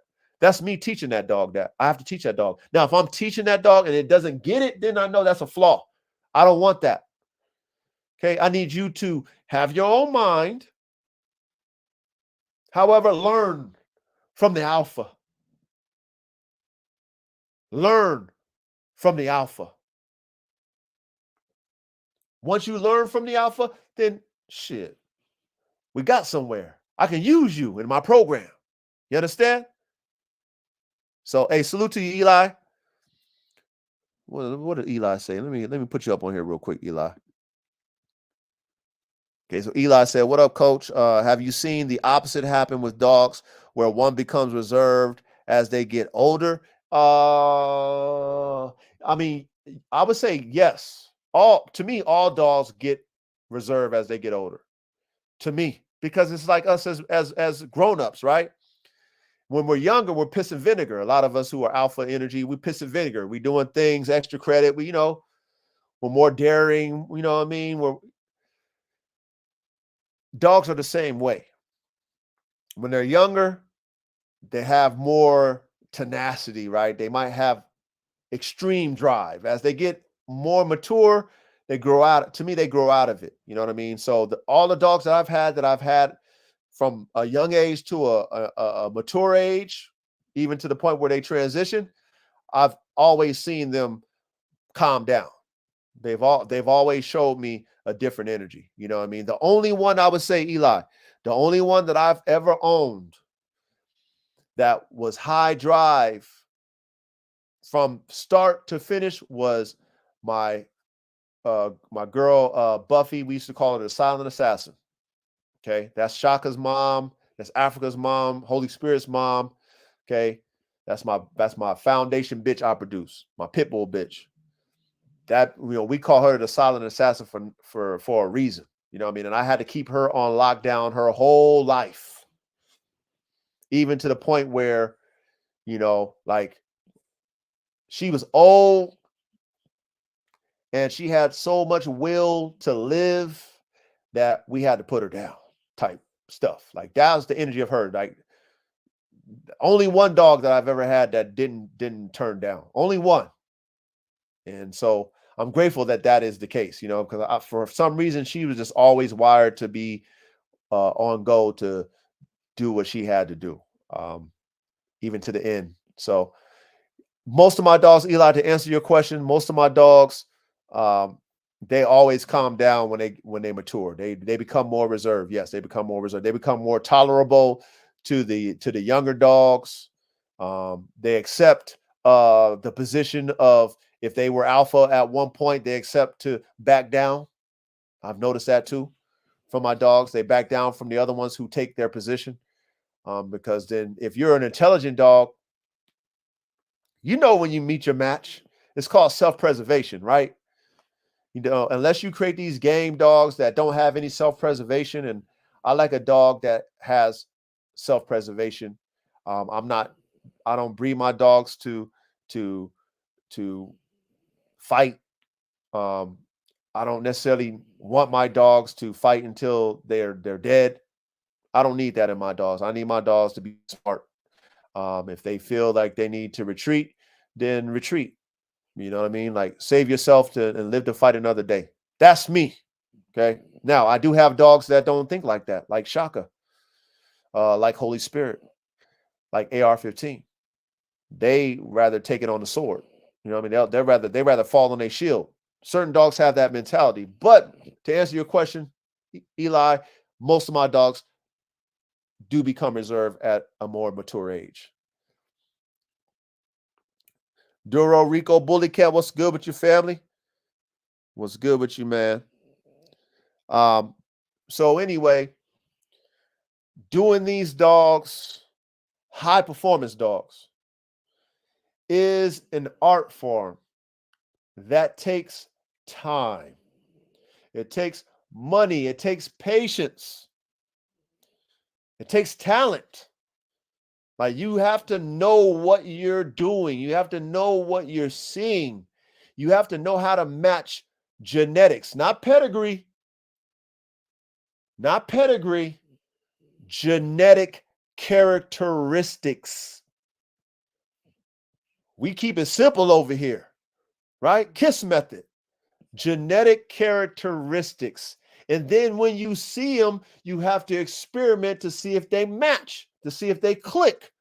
Not every dog who have premium genetic characteristics, genetics go together. How do you know that? Try it. Try it. Okay. I did a breeding with a uncle to a niece. And that's my prima donna and Roman litter. Now, I never had a chance to put my hands or even see Roman in real life. That dog was what, 19? Well, no, that shit was like 2000 and something, whatever, like 2000. I think that was when that semen was collected in 2000. I don't know. Anyway, I never had a chance to see that dog, you guys. Now, I understand lion breeding, right? Taking related dogs, half brother, half sister, uncles to nieces, etc. I understand how that works. Now, I wanted to produce the phenotype of Roman because I liked what I saw picture-wise. Now, I never really had a chance to ask the breeder about Roman's offspring.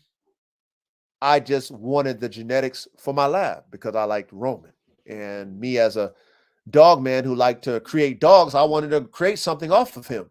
So I did. Anyway, I took him to his niece. I took him to his brother's sister. Excuse me, his brother's daughter. I'm sorry. And I did not know what I was going to create. Now, when I first announced the breeding, I was going to offer it to the public. And I did. Now, as I watched my puppies grow up, I decided not to market it to the public. The ones who caught my first initial marketing and they acted on it, I honored that and I sold them dogs. However, I decided to keep the rest of them. Now, the reason why I decided to keep them is because I didn't know what I was going to get. Now, of course, I'm in this for business. However, I as a breeder, I didn't know what I was going to get. So how can I pick out a dog for myself? Because I do breeders for myself initially.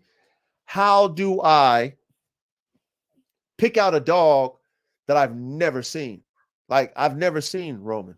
I have Prima Donna because I produced her. I know what she's all about, but I've never seen Roman in person, nor do I know his genetic characteristics. So how do I know? So as I'm watching these puppies grow up, I'm seeing every dog is different, obviously, but I'm seeing things that I didn't know I was going to see. Right? I'm seeing size variations. I'm seeing phenotypical variations. I'm seeing genotype variation. I'm seeing drive variation. I'm seeing different things that I'm like, whoa. Like, how can I sell these dogs? There's no way I'm gonna be able to pick out a puppy from 8 weeks and tell myself this is the perfect pick. Sell the rest of them. Like, there's no way. Because as I'm watching these puppies develop every week, I'm seeing something different. So I have to make the tough decisions like, you know what? Yeah, I can sell these dogs to the public, but will they appreciate what they have from me? No. Will I even appreciate what I have? No, because I don't even know what I have. I don't even know what I have, you guys.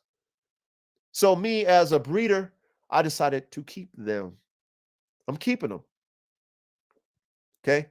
Now I'm going to get to experience the flaws, if the breeding was a success or not, if Roman really was worth breeding or not. I'm going to get to assess that through these offspring that I'm deciding to keep. Every one of them is different. Okay. As I'm watching them grow, I'm like, did I do the right breeding or not? Like, I'm questioning if that was even the right breeding to line breed those dogs. Now, it's early for me to question, but at the same time, what I'm saying to you guys is based off of what I envisioned, which of course I was missing pieces to the vision. I'm seeing things that, are worrying me, structurally and temperament wise. Like, I'm seeing very, very hot puppies. Okay. What I mean by hot is hot, like kill switch. And I always told y'all I need on and off switches on my dogs. I'm seeing kill switches. I'm seeing the kill zone on these damn puppies. And I'm like, yo, it's too early for y'all to be thinking like this. Now, I might have compounded that taking an uncle to a niece. Now, it's still too early because right now I think they're only 4 months. It's too early. But what I'm seeing is like, oh man. And then the size of them, they're bigger than what I expected them to be. Like, they're big. Them dogs are big. Okay. Now, I like size of my dogs, but I don't want them too big because I need them to be functionally big, not big like a Mastiff. Okay. The 2 males I have, they're big. So now I'm worried about the size. Like, is that going to affect my function? So long story short, what I'm saying to y'all is, okay, getting these dogs, breeding these dogs, having a vision, trying to create a complete high performance dog is not something that you just draw up and it happens.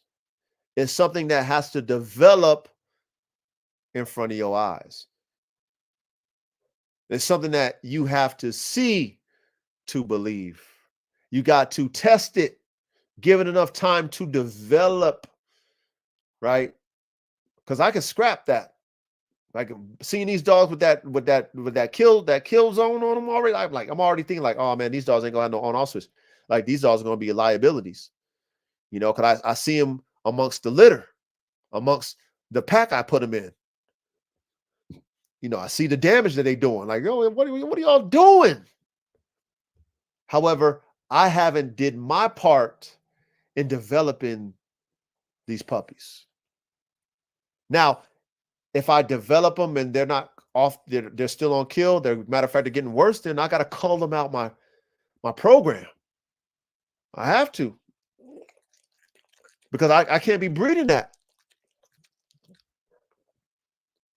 You understand what I'm saying, y'all? Like I can't be breeding that if I'm trying to create a complete high performance work of art working dog.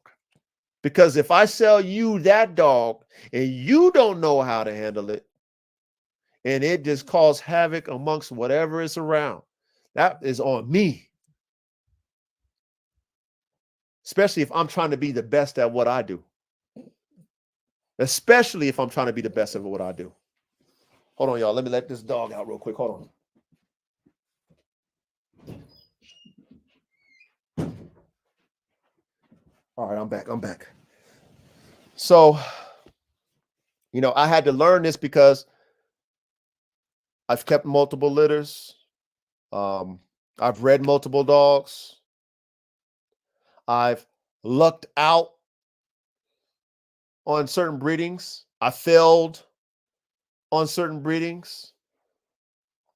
But my goal is always the same, is to create the ultimate, from the looks of it, to the frame of it, to the brains of it, and to the drives, the motors. I need that to be 100%, 100%, 100%. If I want to be who I am, which is Formula One. If I want to be that level, I need to be maximized. My engineering when it comes to these dogs need to be the best of the best. My assessment and all my dog tests need to be of the best of the best. Y'all remember Cesar Milan? When he couldn't rehabilitate a dog by himself, he would suggest, hey, let me take that dog back to my compound, to my pack, and let my pack rehabilitate the dog.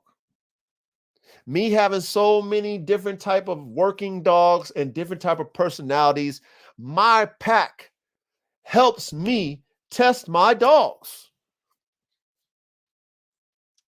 Like I can't do what the pack can do. I can only do what I can do as a human being. A dog knows a dog because dogs are dogs, right? So for me, I let the pack test each other. Test each other's intelligence, test each other's functionality, test each other's drive, test each other's personality, test each other's temperament, test each other's on and off switch. My dogs help me.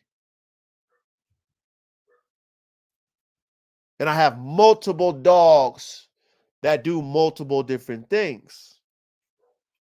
Not every one of my dogs do the same things. So it's a trip when you have these dogs that do certain type of things and you put them together and you see how they mimic each other. That's a trip to watch it. To me, like, oh, you trying to copy. Oh, you copy. Oh, you don't do that, but now you're doing that because that dog's doing that. Oh, wow. Like that amazes me. So I use that to my advantage. And then I say, okay, well, damn, I thought that dog couldn't do that, but now it can do that. Okay, cool. Now, before I didn't think I was going to use it for a breeding, but now I might use it for that breeding because I didn't know it could do it, but it just showed me because it was doing it with that pack or those two different dogs or whatever. Boom. Now I write that down in my notes, in my lab notes. Okay, this dog I can use for this. This dog I can use for that. Okay, cool. Okay, so which breeding am I going to do? Well, this dog has this. This dog has that. Okay. The mom had this. Okay, cool. The grandfather had that. Cool. All right, cool. That's good. I got a nice little foundation there. Okay. This dog I'm thinking about using. Okay, it lacks this, but I see what it lacks is over here. Cool. Okay, it has that, which is going to add to what I already have over here. Cool. All right. So what's the reality of me producing what I want? Well, the only way you're gonna know, you gotta keep all the puppies. Fuck. Excuse my language, y'all. But like that's what you gotta say to yourself. Like, I gotta keep all the puppies to see if I'm gonna get anything that I ever drew. If I anything I drew up in this lab, no, I gotta keep all the puppies. And I'm good at picking out puppies. I'm very good at picking out dogs. However, because of my experience of keeping litters, even though I've had my eye on the ones that I wanted when I normally pick my dogs at 8 to 12 weeks, right? I see dogs like dogs that I kind of like put in that secondary category, jump into first at age 2, maybe age 1.5, maybe at age 1, maybe at age 3. Like, whoa, I didn't think you was going to be the better one. Well, of course, I didn't think because I didn't know back then. But being that I assessed them at 3 years old, I found out.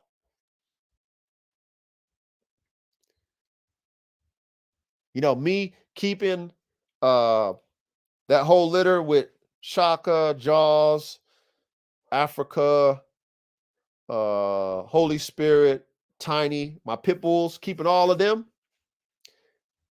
Every one of them turned out differently than what I expected them to be when they were 8 to 12 weeks old. Keeping it real with y'all. None of them matched what I assessed at 8 to 12 weeks. Now that I kept them all, they all transformed all through the years. There was a point where I used to be able to keep Shaka and Jaws together. Not in the same kennel, but they used to be able to coexist with each other in the yard because I had them like that. I kept the females together. I kept the males together from puppies. So remember, my packs is 2s to 3s. So I only had 2 males, so they were together. And if they were fighting, they could reconcile and not be jumped. So they would have their scuffles, but it would never be to the point of no return because they've been scuffling like that since they was out the womb. Okay. Then it got to a point where Shaka became who he is today, the number one asshole on my yard. What I mean by the asshole is that he just at a point where if it ain't his way, it's not going to be no way. Okay. And if he ain't over there antagonizing you, trying to mount you, stuff like that, and you ain't accepting it, if you want to battle up and nut up, then it's an all-out war. And it's to the point of no return. You know what I'm saying? It's to that point. Now, before that, they would coexist because they're 2 different personalities, right? Jaws and then Shaka. Shaka is always on prey drive. He's always on hunt. If I let him in my yard, common yard, he's looking for squirrels. He's looking for moles, whatever he can find. Lizards. He's chasing. He's just in the yard. That's all he do. He's looking for stuff in the yard. Jaws, he's laid back. He's worried about me. Jaws go and run around in the yard, but then he's coming up to me. He just want my attention. That's his personality. Shaka, he can care less about me. He just out looking for prey. Okay. Now, I didn't know that that's how they were going to be. If I was to pick out a dog, I would have picked out Jaws because I like the way Jaws looked. I still love the way Jaws looks. I like the way Shaka looks too, but I would have picked Jaws, me. Okay. Now, thank God, y'all, I kept everything because a dog like Jaws is important. And Jaws is important to me because I like his phenotype. I love his temperament, but I like his phenotype more than his temperament. His temperament's chill. Okay. However, I love Shaka's temperament and drive because that dog is a real bulldog. Okay, a real one. I would have never got the chance to know that unless I kept them all and seen them and watched them and seen the development and seen situations that they were in and, seen injury and how they respond to injury and all these things that make up a pit bull, a working dog. I would have never got a chance to see that if I sold Shaka off and just kept Jaws. Now, when I decide to cook up a Jaws or I decide to cook up a Shaka, I have a certain type of mix genetically that I want to add to them that I'm lacking. Okay. The only way I would know that is I would have to keep them. I think they're like I think they're about 6 years old now. I know how to cook up Jaws. I know how to cook up Shaka. Okay. I know what I'm looking for when I cook up those dogs and I have a production or productions. I know what I'm looking to cook up because I see it in the dogs. I see it in my face. I seen the dogs develop over the course of 6 years. My notes are accurate. They're not assumptions. It's consistent. Yep, if I breed this right, if I breed Shaka right, I should get exactly what I'm looking for genetically in the offspring. If I breed them right.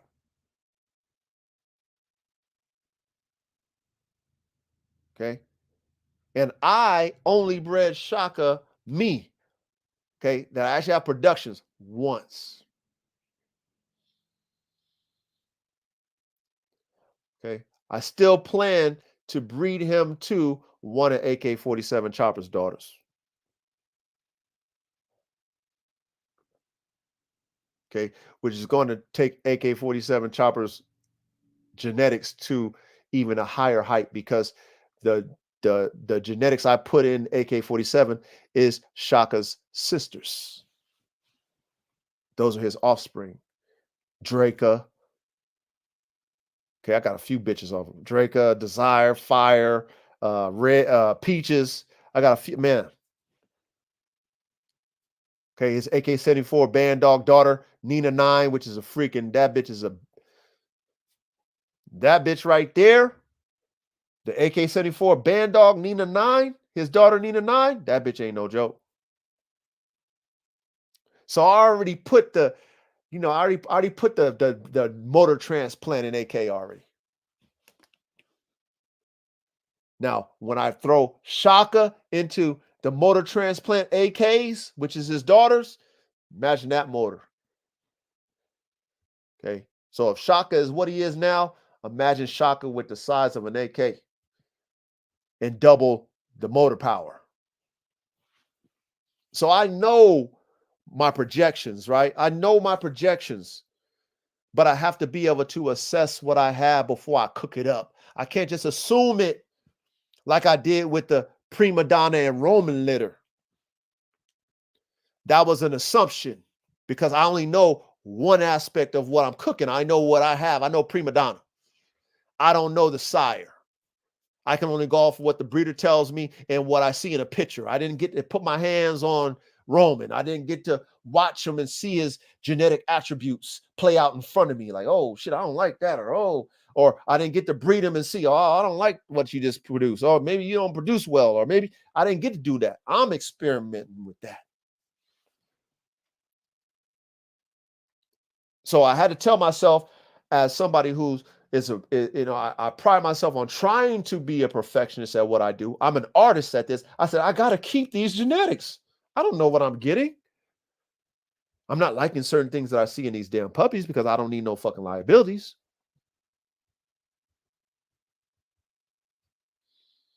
I don't need no liabilities. I can't have these puppies going to their new owners. And I pray, and I'm matter of fact, I'm gonna have to reach out to my client George out there in Peru. I pray that dog that he has that I sold off that litter is not trying to kill his dogs. Okay. I pray that she ain't doing that. Okay. And he hasn't hit me up. So maybe she ain't doing it. So I hope she ain't doing it. But these knuckleheads that I got, they doing a little bit too much. Okay. And that's something that I don't like. But like I said, it's an environmental thing for me too, because my dogs, even the puppies, are in competition for me because I deal with my dogs on a daily basis. I do dogs full time. My dogs are in tune with the routine, and they do appreciate and love my attention. And being that is the case, everybody is in competition. Every dog from puppy to full adult is in competition for me. So what do I expect for these puppies, right? Of course they're going to be in competition. However, I don't need my puppies killing each other. I don't like that. I've already mentioned that to you guys before. I do not like it. I do not tolerate it. I don't play it. So when I see it, that's a turn off for me. You know what I mean? Like that's a turn off because I know I can handle that energy, but can my consumer handle that energy? Let's say they got small dog, whatever. Let's say they got family pets. Can my consumer handle that energy? Possibly. But in reality, no, they can't. They'll probably be traumatized if they had a little French bulldog, a little foo-foo, whatever they got. And the dogs that I cook up, which I told y'all, frames, brains, and motors, I put all the drives in them. As a puppy, let's say 6 months, you get my dog and you got your dog, whatever, you got your little lab, whatever you got, and that dog doesn't like something or feels like it's being challenged and it kills your family pet that you've had for 8 years, the whole family loves, that's not good on me. Especially when I advertise on-off switches on my dogs. I stress to my consumers, like I've told y'all many times, the first year, love on your dog. First year you own a dog from me, don't try to turn it on, don't try to agitate it, nothing. Just love on it, build a relationship, bond with it, socialize with it. Do that. And if that dog, even after you do that, feels itself and it wants to take over and you're like, you know what, I don't like the competition, I'm gonna kill you. That's not good for me. And like I said, how would I know that unless I assess everything that I produce? I wouldn't know it.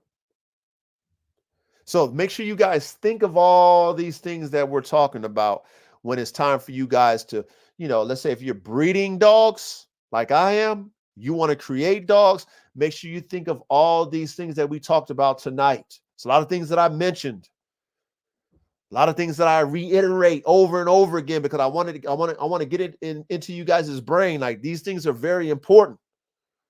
What I'm talking to you about. You have to take it as an art. You can't freestyle this shit. You can't. If you do, you're in for a rude awakening. You're in for some trouble. You're in for some problems. If you're freestyling, you're just gumboing shit up. You know what I mean? Oh, I'm gonna breed this and breed that, breed this and breed that. If you playing like that, bro, get out of this breeding game. Get out of it. Especially performance dog, get out of it. You're not gonna be successful. You're gonna create some Frankensteins. Not no good Frankensteins either.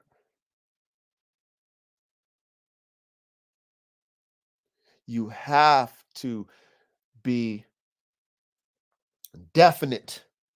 You have to be precise about your plans. You have to have method to your mad scientists. You have to have a method to it. You have to assess genetics if you want them to manifest in productions. You have to take your time Be patient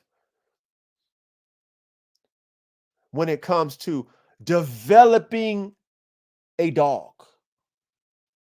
3 years. If you're a real dog man and dog woman, 3 years is going to take. And even at 3 years, that's just, that's just okay, you're mature enough, right? 3 years for a dog is like you're mature enough for me to assess that you're going to work for what I'm trying to produce in the future off of you. You're mature enough. I put 3 years of work into your mental, into seeing how functional you are, how athletic you are, how smart you are, what your drives are. I put 3 years into you. I didn't mess you up. I took my time. I built your confidence, all those things. Now I can assess you at 3. 3, boom. I can take you to this. Or, you didn't do well in the test for these past 3 years. You passed half my test. You're not good enough to proceed forward in my breeding program. Your genetics will not go forward because these 3 years of testing, you only passed half of my test. I need you to pass 90% or above to move forward in my breeding program. Like, that's how you become an artist at these high performance working dogs. If you don't see it like this, you will not be at the highest level of creating these dogs. You'll have dogs, but they won't be at the highest level. You might be in business selling dogs, but you're not going to get the top tier dollar for them damn dogs. Because we're talking performance dogs here. Right? We can tell people our dogs are performance dogs, but how do you sell it? Like I said, we're not going to have our dog. Okay, here, bring your dog here. We're going to fight our dog, see who the dog, best dogs is fighting, you know what I mean? Because we're not doing that. But like I said, we're not going to do that. Well, my dog done beat all your dogs' asses, so his puppies is worth 10 grand. Because none of your dogs can beat my dog. Or whatever, right? Whatever it is, my dog hunted and can out-hunt your dog, so my dog is worth 10 grand a puppy. Like, we ain't necessarily got that. Right? People see a dog and they're intrigued by what they see. You describe what the dogs can do, and then they see the dog, and based off what you describe, they're ethered up about it. They're excited about it because they see it and they can imagine what they see is matching what you're saying it does. Then you might be able to entice a consumer to buy your dog for that particular price. Now, if that dog's not attractive and it's the ugly dog like Dan G talked about, you think you're going to get top dollar for it? No, even though that dog is the best performing dog ever. Ever. But it looks like shit. And we've talked about this too on previous Bandog episodes about Bandogs, right? The concept of the dogs you breeding together is dope. Like, the concept is raw. Like, it's just like, wow, you can take this dog, whoa. Then the productions look like shit. The concept looked good on paper, but the outcome didn't look like the concept. You think you're going to sell those dogs, even though those dogs might even perform the way it looked on paper, but it didn't look good aesthetically? You think you're going to sell that dog for top tier dollars? No. Don't lie to yourself and think that you will. It's like having the fastest car, right? But the car is just a box with no type of appeal to it, but it's the fastest box car. You think you're going to spend $100,000 for it? No, it's a box. I don't care how fast it is. I ain't buying that. That's an ugly ass box. I don't care how fast it is. Same thing with these dogs. Same thing with these dogs.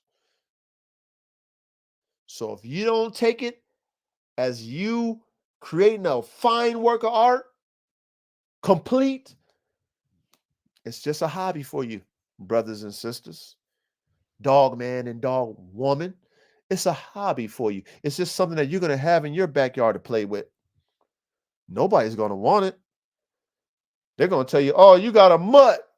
That's what they're going to tell you. Look at that mutt. Oh, but you know, this dog can do this, do that. I don't care. It's a mutt, which is fine if that's what you're doing. However, that's not what we're talking about tonight.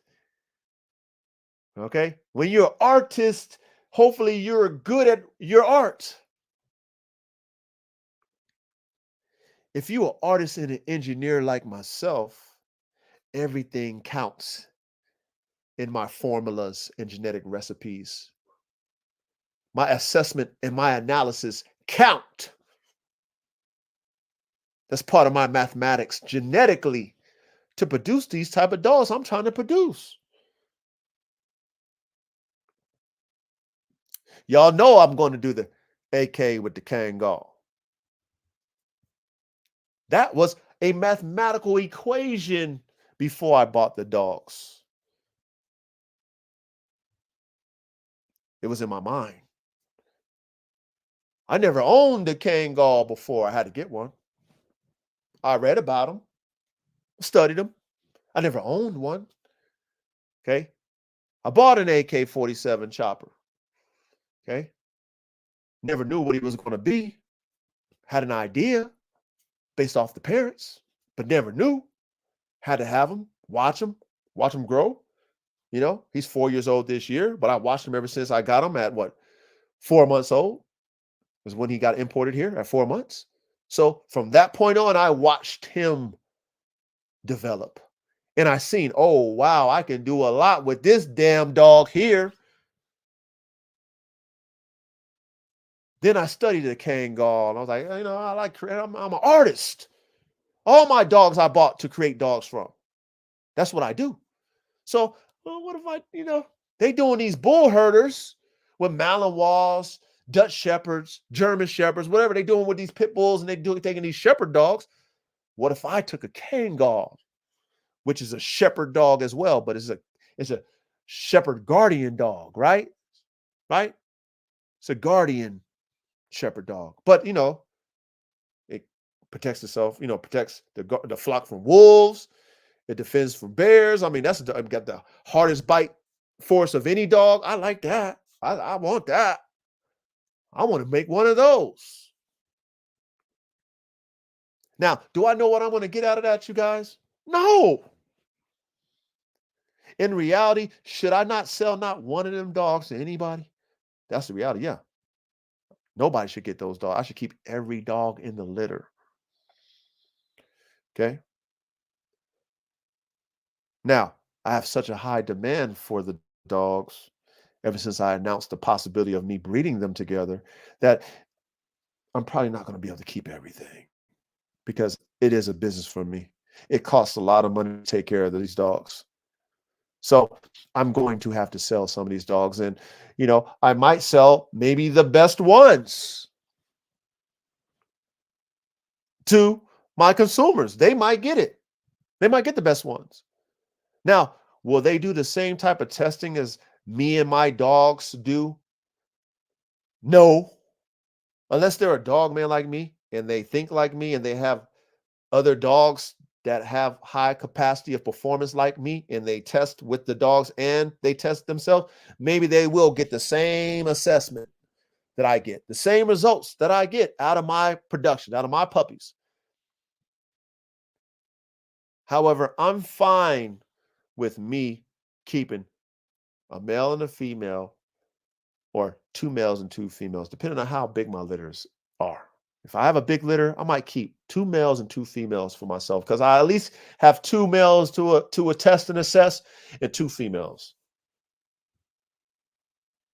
to test and assess. All right. But it's still an experiment that I'm doing, you guys. And I'm learning the Kangal. I have no experience with the Kangal. I'm learning the Kangal. By the way, I love my Kangal. She's 2 years old this year. She'll be 2 this year. I love that bitch. And you know what I love about the Kangal is I love how she is with the other dogs.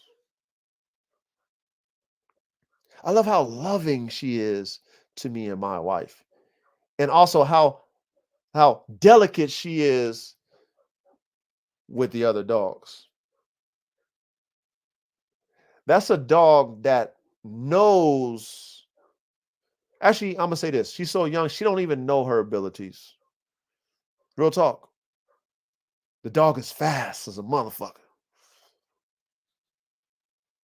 Fast. Dog is agile too. A big dog like that. Agile. Got cuts, you know what I mean? Can jump high, fast. But I see how delicate she is with the pit bull that I have with her. Right? She's almost like a mother figure, even though they're like the same age. Like they fight and she doesn't put her bite pressure on her.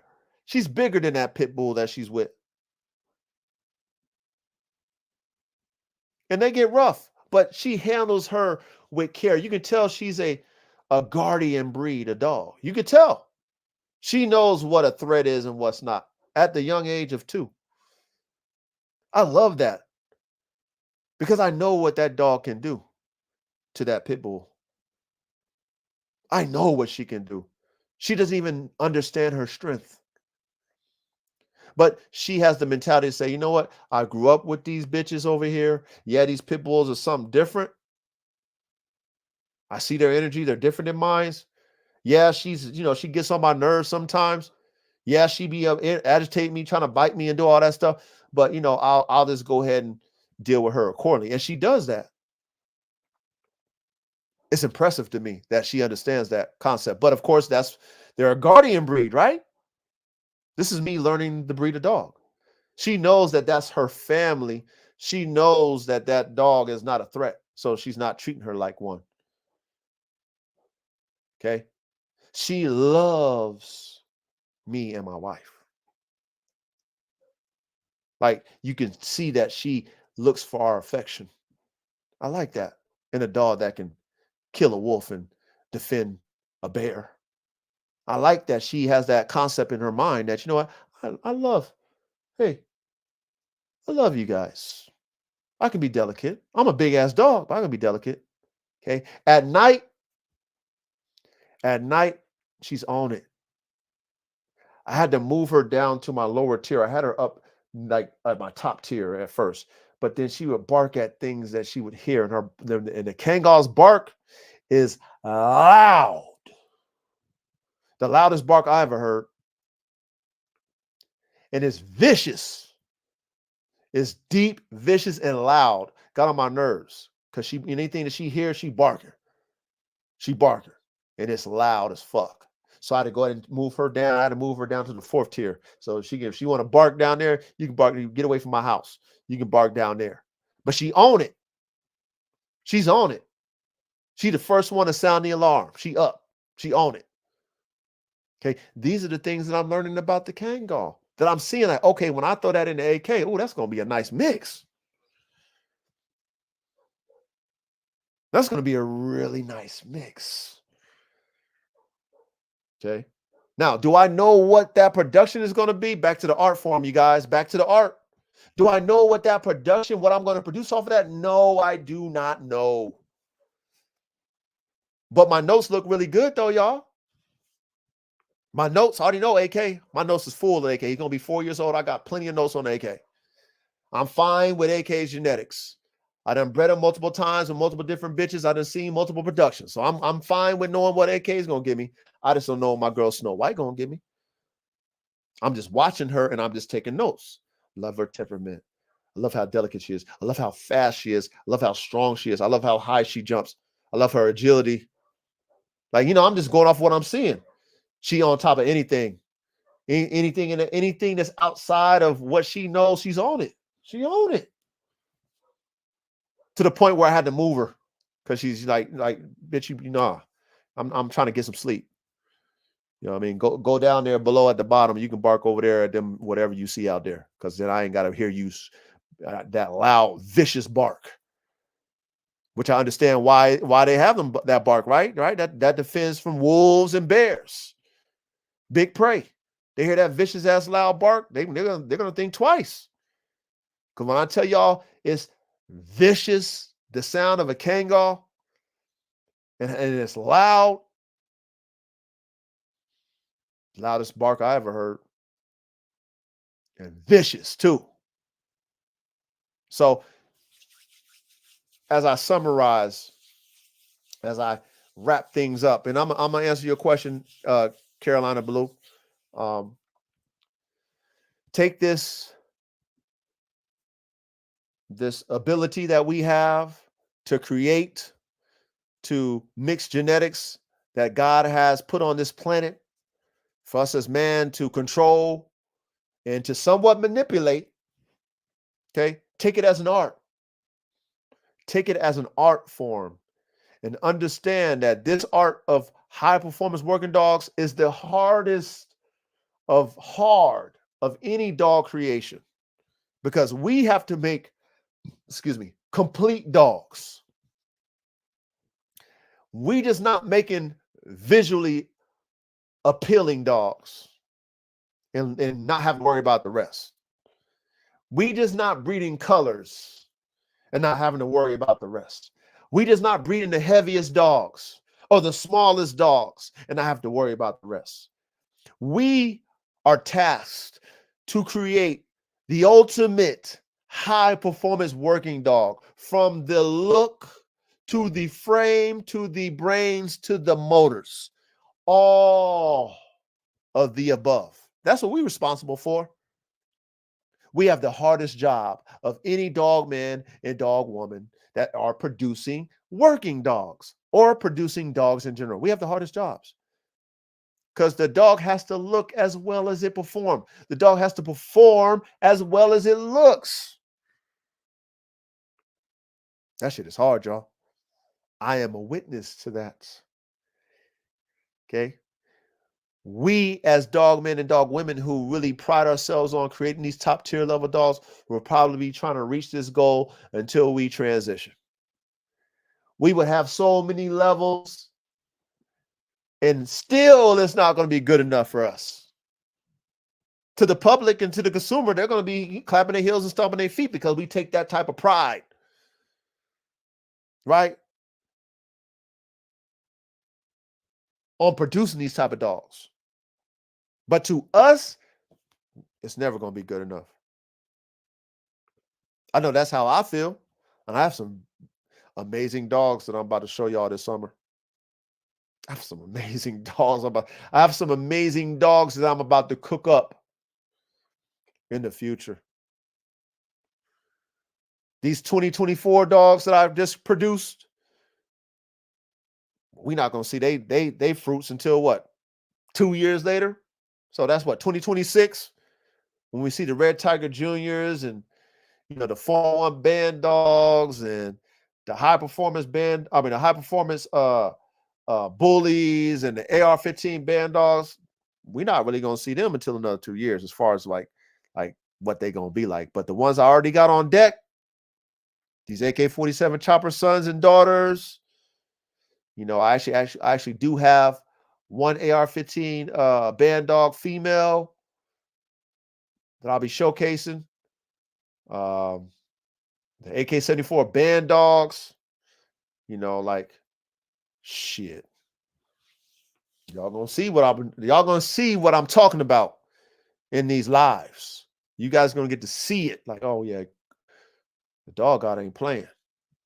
You know what I mean? He been telling us this stuff, and we get to see it too.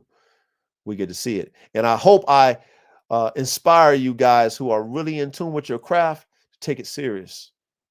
Be patient. You know what I'm saying? Buy quality genetics. Don't shortcut on genetics. Do not shortcut on your seasoning, because it's going to take you longer to get to your end result if you shortcut. That's facts.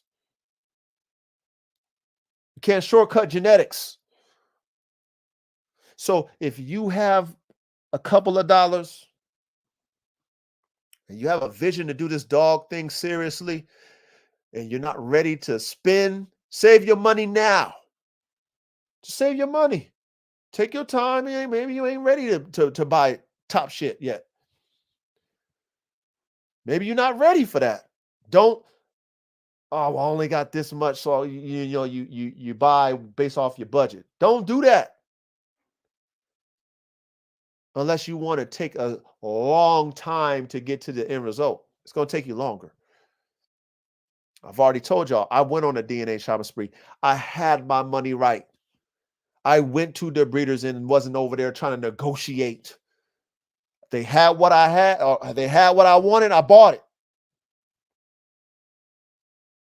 Period. You had what I wanted. I'm not here to pull your pants down on what you feel that's valuable to you. I obviously know the value. That's why I came to you. I wanted what you valued. What did you want for it? Cool. Give me that. Okay. Now I'm in the position. I'm in the position to do these things that we talked about tonight. Okay. See dogs, assess dogs, match dogs, cook them up, experiment. Oh, that didn't work. Do it again. I'm able to do that. I don't ever have to leave my yard for not one thing genetically. I got size, I got drives, I got smarts, I got all the shit. Because I take my craft as producing these top level performance dogs seriously. I got all the tools for me to be successful in these high performance working dogs. I have all the genetic tools. It's going to take me time to create them, though. I understand that. And you should too. But understand it's an art form, you guys. It's not a freestyle session. Okay. It is an experiment, but it's a calculated experiment. Okay. Do your mathematics first on paper. First, before you breed a dog. Assess the dogs that you're breeding first before you match them together. Okay. When you have one-off breedings, you keep everything. You got a partner that can, split the load with you, and you have a kennel partner and stuff like that, which I don't recommend having kennel partners. But if you have that and you trust that person, he takes half, you take half, you both assess the dogs. You don't sell them to the public. You don't sell them you keep everything. You have patience and you watch them dogs develop for 3 years. 3 of them. Take your notes. Then do your breedings at 3 years old. 3 years old, do your breedings. Guess what? Your probability of producing them level of dogs that you had in your notes from the beginning to the dogs mature at 3 and breeding, you would be 50% chance that you will see that in the productions, right? You'll see what was in your notes from 3 years ago in your productions 50% of the time. If you keep everything, though. You got to keep everything. If you're just picking dogs and selling the rest, you're not going to see it. That's a fact. So much love and respect to y'all, man. Hopefully y'all paying attention. Let me answer my man Carolina Blue. Big salute to you, Carolina Blue. He said, but coach, there's a lot of shit.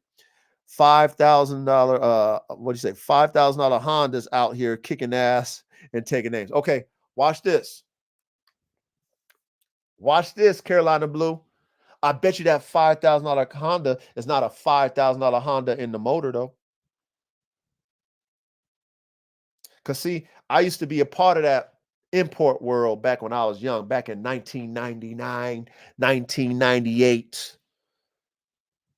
I was in tune with that Honda Integra, the import scene, them Hondas, Toyotas, right? I was in tune with that. And we used to beat Mustangs, the V8s, and all that stuff. But what you saw on the outside was not on the inside. Right? So, what we're talking about, though, Carolina Blue. Is what you see on the outside is what you get on the inside. That's what we talking about over here. We're not talking about no sleepers. We're not talking about what Dan G was talking about. Them ugly ducklings being the best performance dogs in the yard. We're not talking about them now, right? Because, that happens. That's just genetics.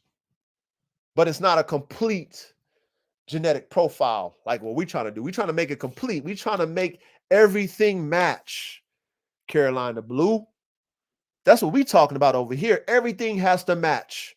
When I pop that hood and you see all those components, you see the big turbo on there, you know what I mean? You hear the heads, you know what I mean? Everything's all built up. You see it. You're like, ooh. You press, you start it up, you hear the cams. You rev it up, you hear that thing popping, rah, rah, screaming, right? But then you look on the outside of it, man, it's got all the flares, it's got all the vents, right? It's got the big brakes, it's got the brake air vents. We got the spoilers on the thing, you know what I mean? We got the air intakes. Everything matched. We got the aerodynamics. That's what we're talking about. The art of it, of making it complete, which is like we talked about again, easier said than done. And I want to stress that to you guys tonight. I want you guys to understand this. I want you guys to comprehend this. Okay, I'm in the field doing it. I'm only speaking from experience. And I want you guys to be able to take what I've learned in the field and apply it and be that much more ahead than I am. Or I was. Because you might take what I say, get you some genetic pieces, and be able to hit a home run off your first couple of breedings, which puts you ahead. Right? Puts you ahead of the curve. Because now you might have created that dog that has all of the above. And all you doing is tweaking now. You built a foundation that has all of the above, right? The look, the frames, the brains, and the motor. And now you just tweaking your stuff. Now your foundation is built. Now you just tweaking. That's easy to tweak stuff. But the foundation is hard to build. Okay? Everything I'm talking about is how you build that foundation. The process. So that once that is built, you just tweaking. And with me, I have so many different models of dogs. It's a process for me. I just don't have one dog I'm focused on. I have multiple dogs, multiple models, multiple visions, multiple tweaks, multiple foundations I have to create. But my process is still the same on each and every dog I'm creating. It's still the same. My process is still the same.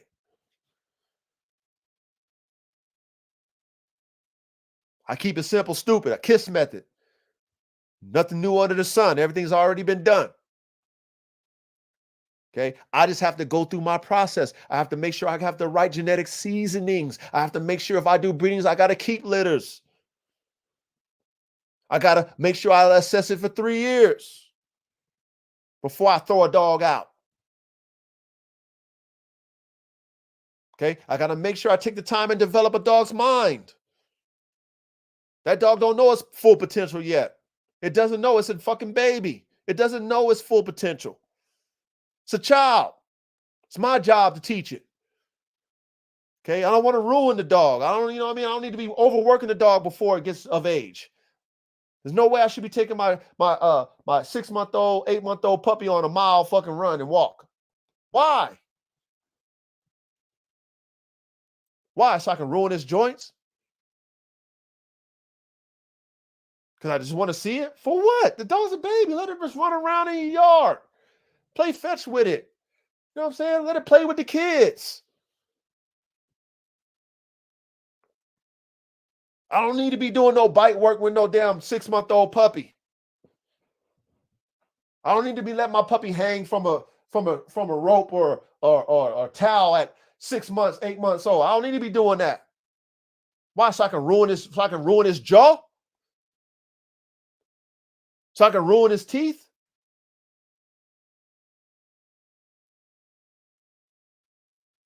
Like we need to understand these things, right? Somebody like myself needs to tell you these things because I was told by a breeder on a dog that they sold me. They told me that people who bought their dogs that were doing protection work with them was ruining the dog's jaws and breaking the dog's jaws. And then they were complaining to them as the breeder, saying, "Hey, the dog's jaw broke when we were doing bite work and stuff on him." And then the breeder told me, "It's like they had to tell them, like, how old is the damn dog, man? Why are you doing that to a puppy?" And it made sense to me when she was telling me that, because she was pretty much gaming me like, "Hey, don't blame me if you want to do the same thing that these people who bought my dogs in the past did." Right? She's gaming me up, or they're gaming me up to cover their ass. But it registered to me when she told me that stuff. I'm like, yeah, I get it. I get it. You know, I get it. Because you got to put yourself in the perspective of your child. You got a talented kid in sport. Okay. He's doing good in his little Pop Warner league and he's smacking, you know what I mean? Whooping all the kids in Pop Warner. Then you throw him up there in JV and he get his head smacked in. But he belongs in Pop Warner. And you wonder why your kid is timid now. Or your kid got a broken arm or whatever, right? Because you put him in a league that he wasn't ready for. We take these young dogs and we put so much expectation on these young dogs. And we assess them too soon.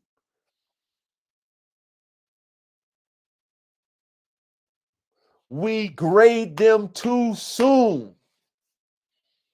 Why?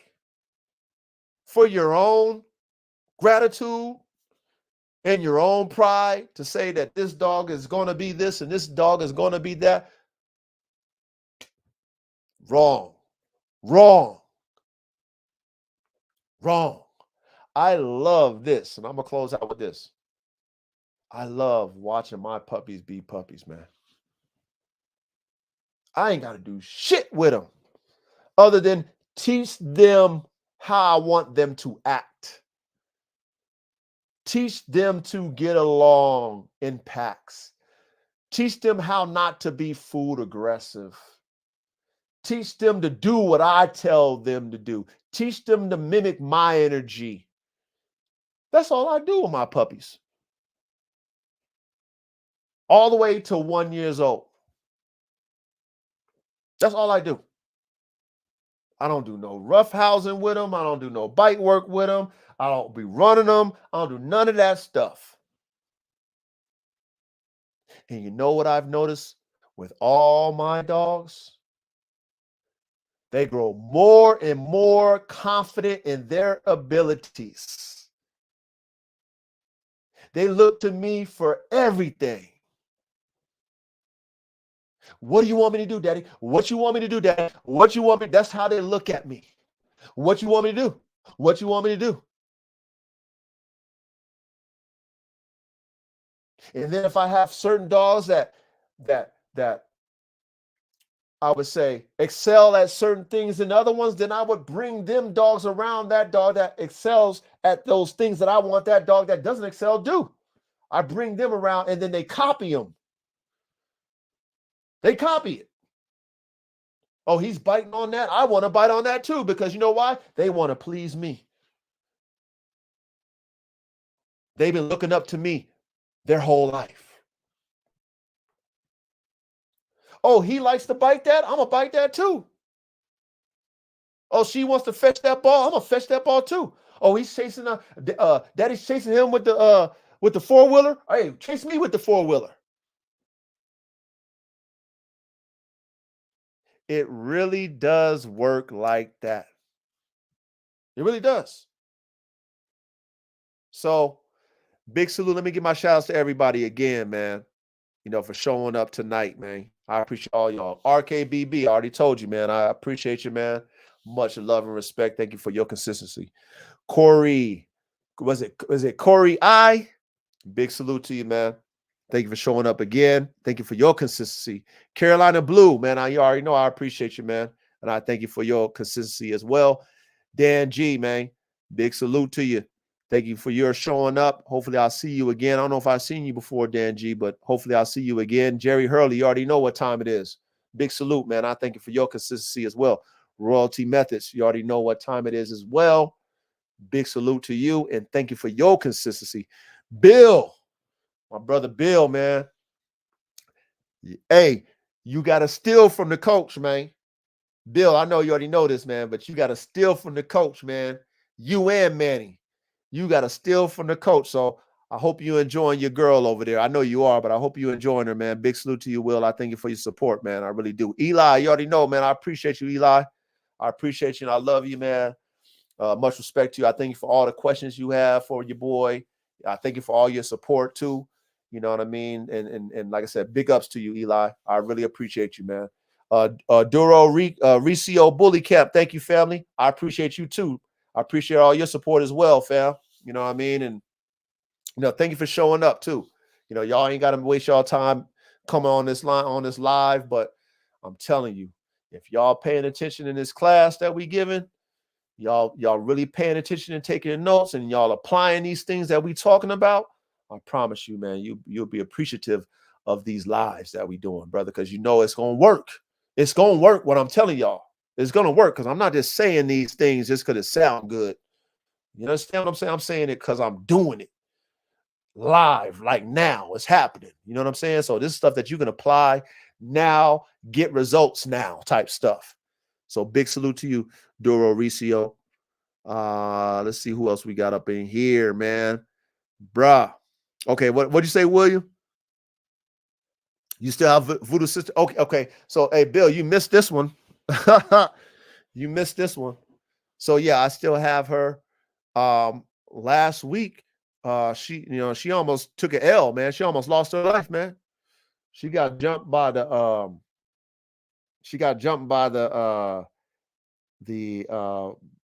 GOAT times Black Mama females. She was over there running the yard. She is like the alpha of that pack. And man, bro, they almost took her out, man. So luckily I was able to get her out of there. And right now she's on injured reserve. She's doing good though. Just have to heal up. She has some pretty bad wounds. So hopefully everything, heals up with her when it comes to her wounds. But mentally she's fine. She's doing good. But yeah, I still have her. And she's going to stay here, being that I had to put down her brother because that was my keeper. So I got to keep a piece because, everything I have, I got to make sure I have a piece of the genetics. So yeah, she's still here. You know what I mean? She's still here, man.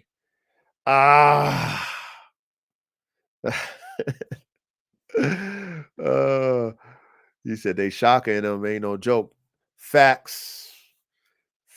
And Africa too. You know what I mean? And Africa. So it's a combination of both. If I do things 3 times as much, as far as the my drive and all that stuff, if I do things 3 times, these are 6 times the drive. You know what I mean? 6 times the drive. However, they got the on-off switch. Praise God for the on-off switch. So they can chill, but when it's on, it's on. You know what I mean? And salute to her though too. Bill, salute to her because she wasn't crying. When I broke them all up off of her, she was wanting more, man. You know what I mean? She was wanting more. So salute to her, still having the heart, even though they jacked her up. They jacked her up pretty bad. They fucked her up pretty bad, Bill. But God is good. I saved her, and hopefully she'll be able to bounce back when it comes to her wounds. And yeah, so she's staying, Will. Hey, she's staying, family. So yeah, I'm glad she's doing good too, man. Glory to God on that one.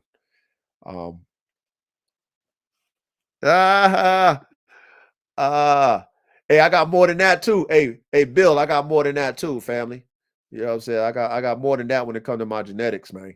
That's just aesthetics. And of course they functional muscles, but that's just aesthetics.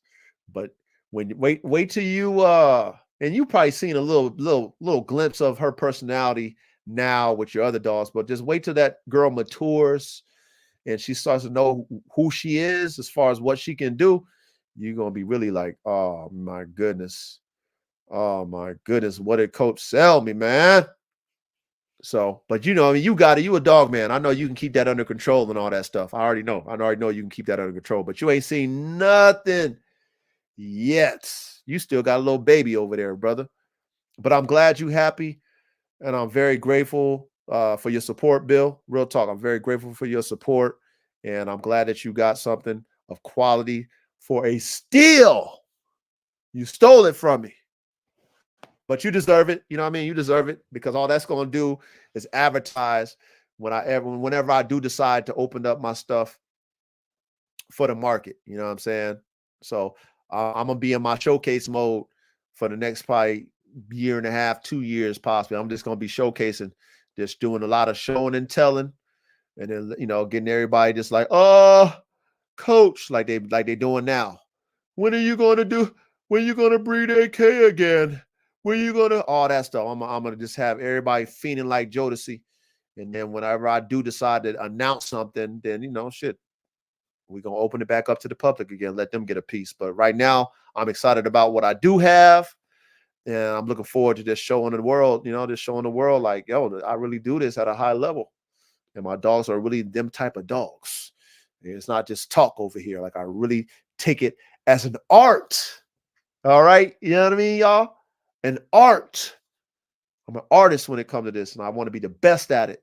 I'm going to be the best at it. You know what I mean? God willing. But yeah. But hey, much love and respect, you guys. Big shout out. Man, tune in next Thursday. You already know I'm going to have a good cook up every Thursday. So if y'all got the time, come on here, man. Let's politic. Let's talk these dogs. Have y'all notebook ready. If y'all missed it, man, hit the rewind button, plug in your headphones. Y'all can be cleaning up your dog shit. Y'all can be at work, whatever. Plug in your headphones, take a listen, man. It's game. It's game I'm giving y'all. So much of it, too. And like I said, game that y'all can apply now. Not yesterday's game, not what I used to do, not what was 20 years ago. Something that you can apply right now that's going to play today and in the future. So stay tuned in with me, y'all. But until next time, y'all, big love, big salute. I am out.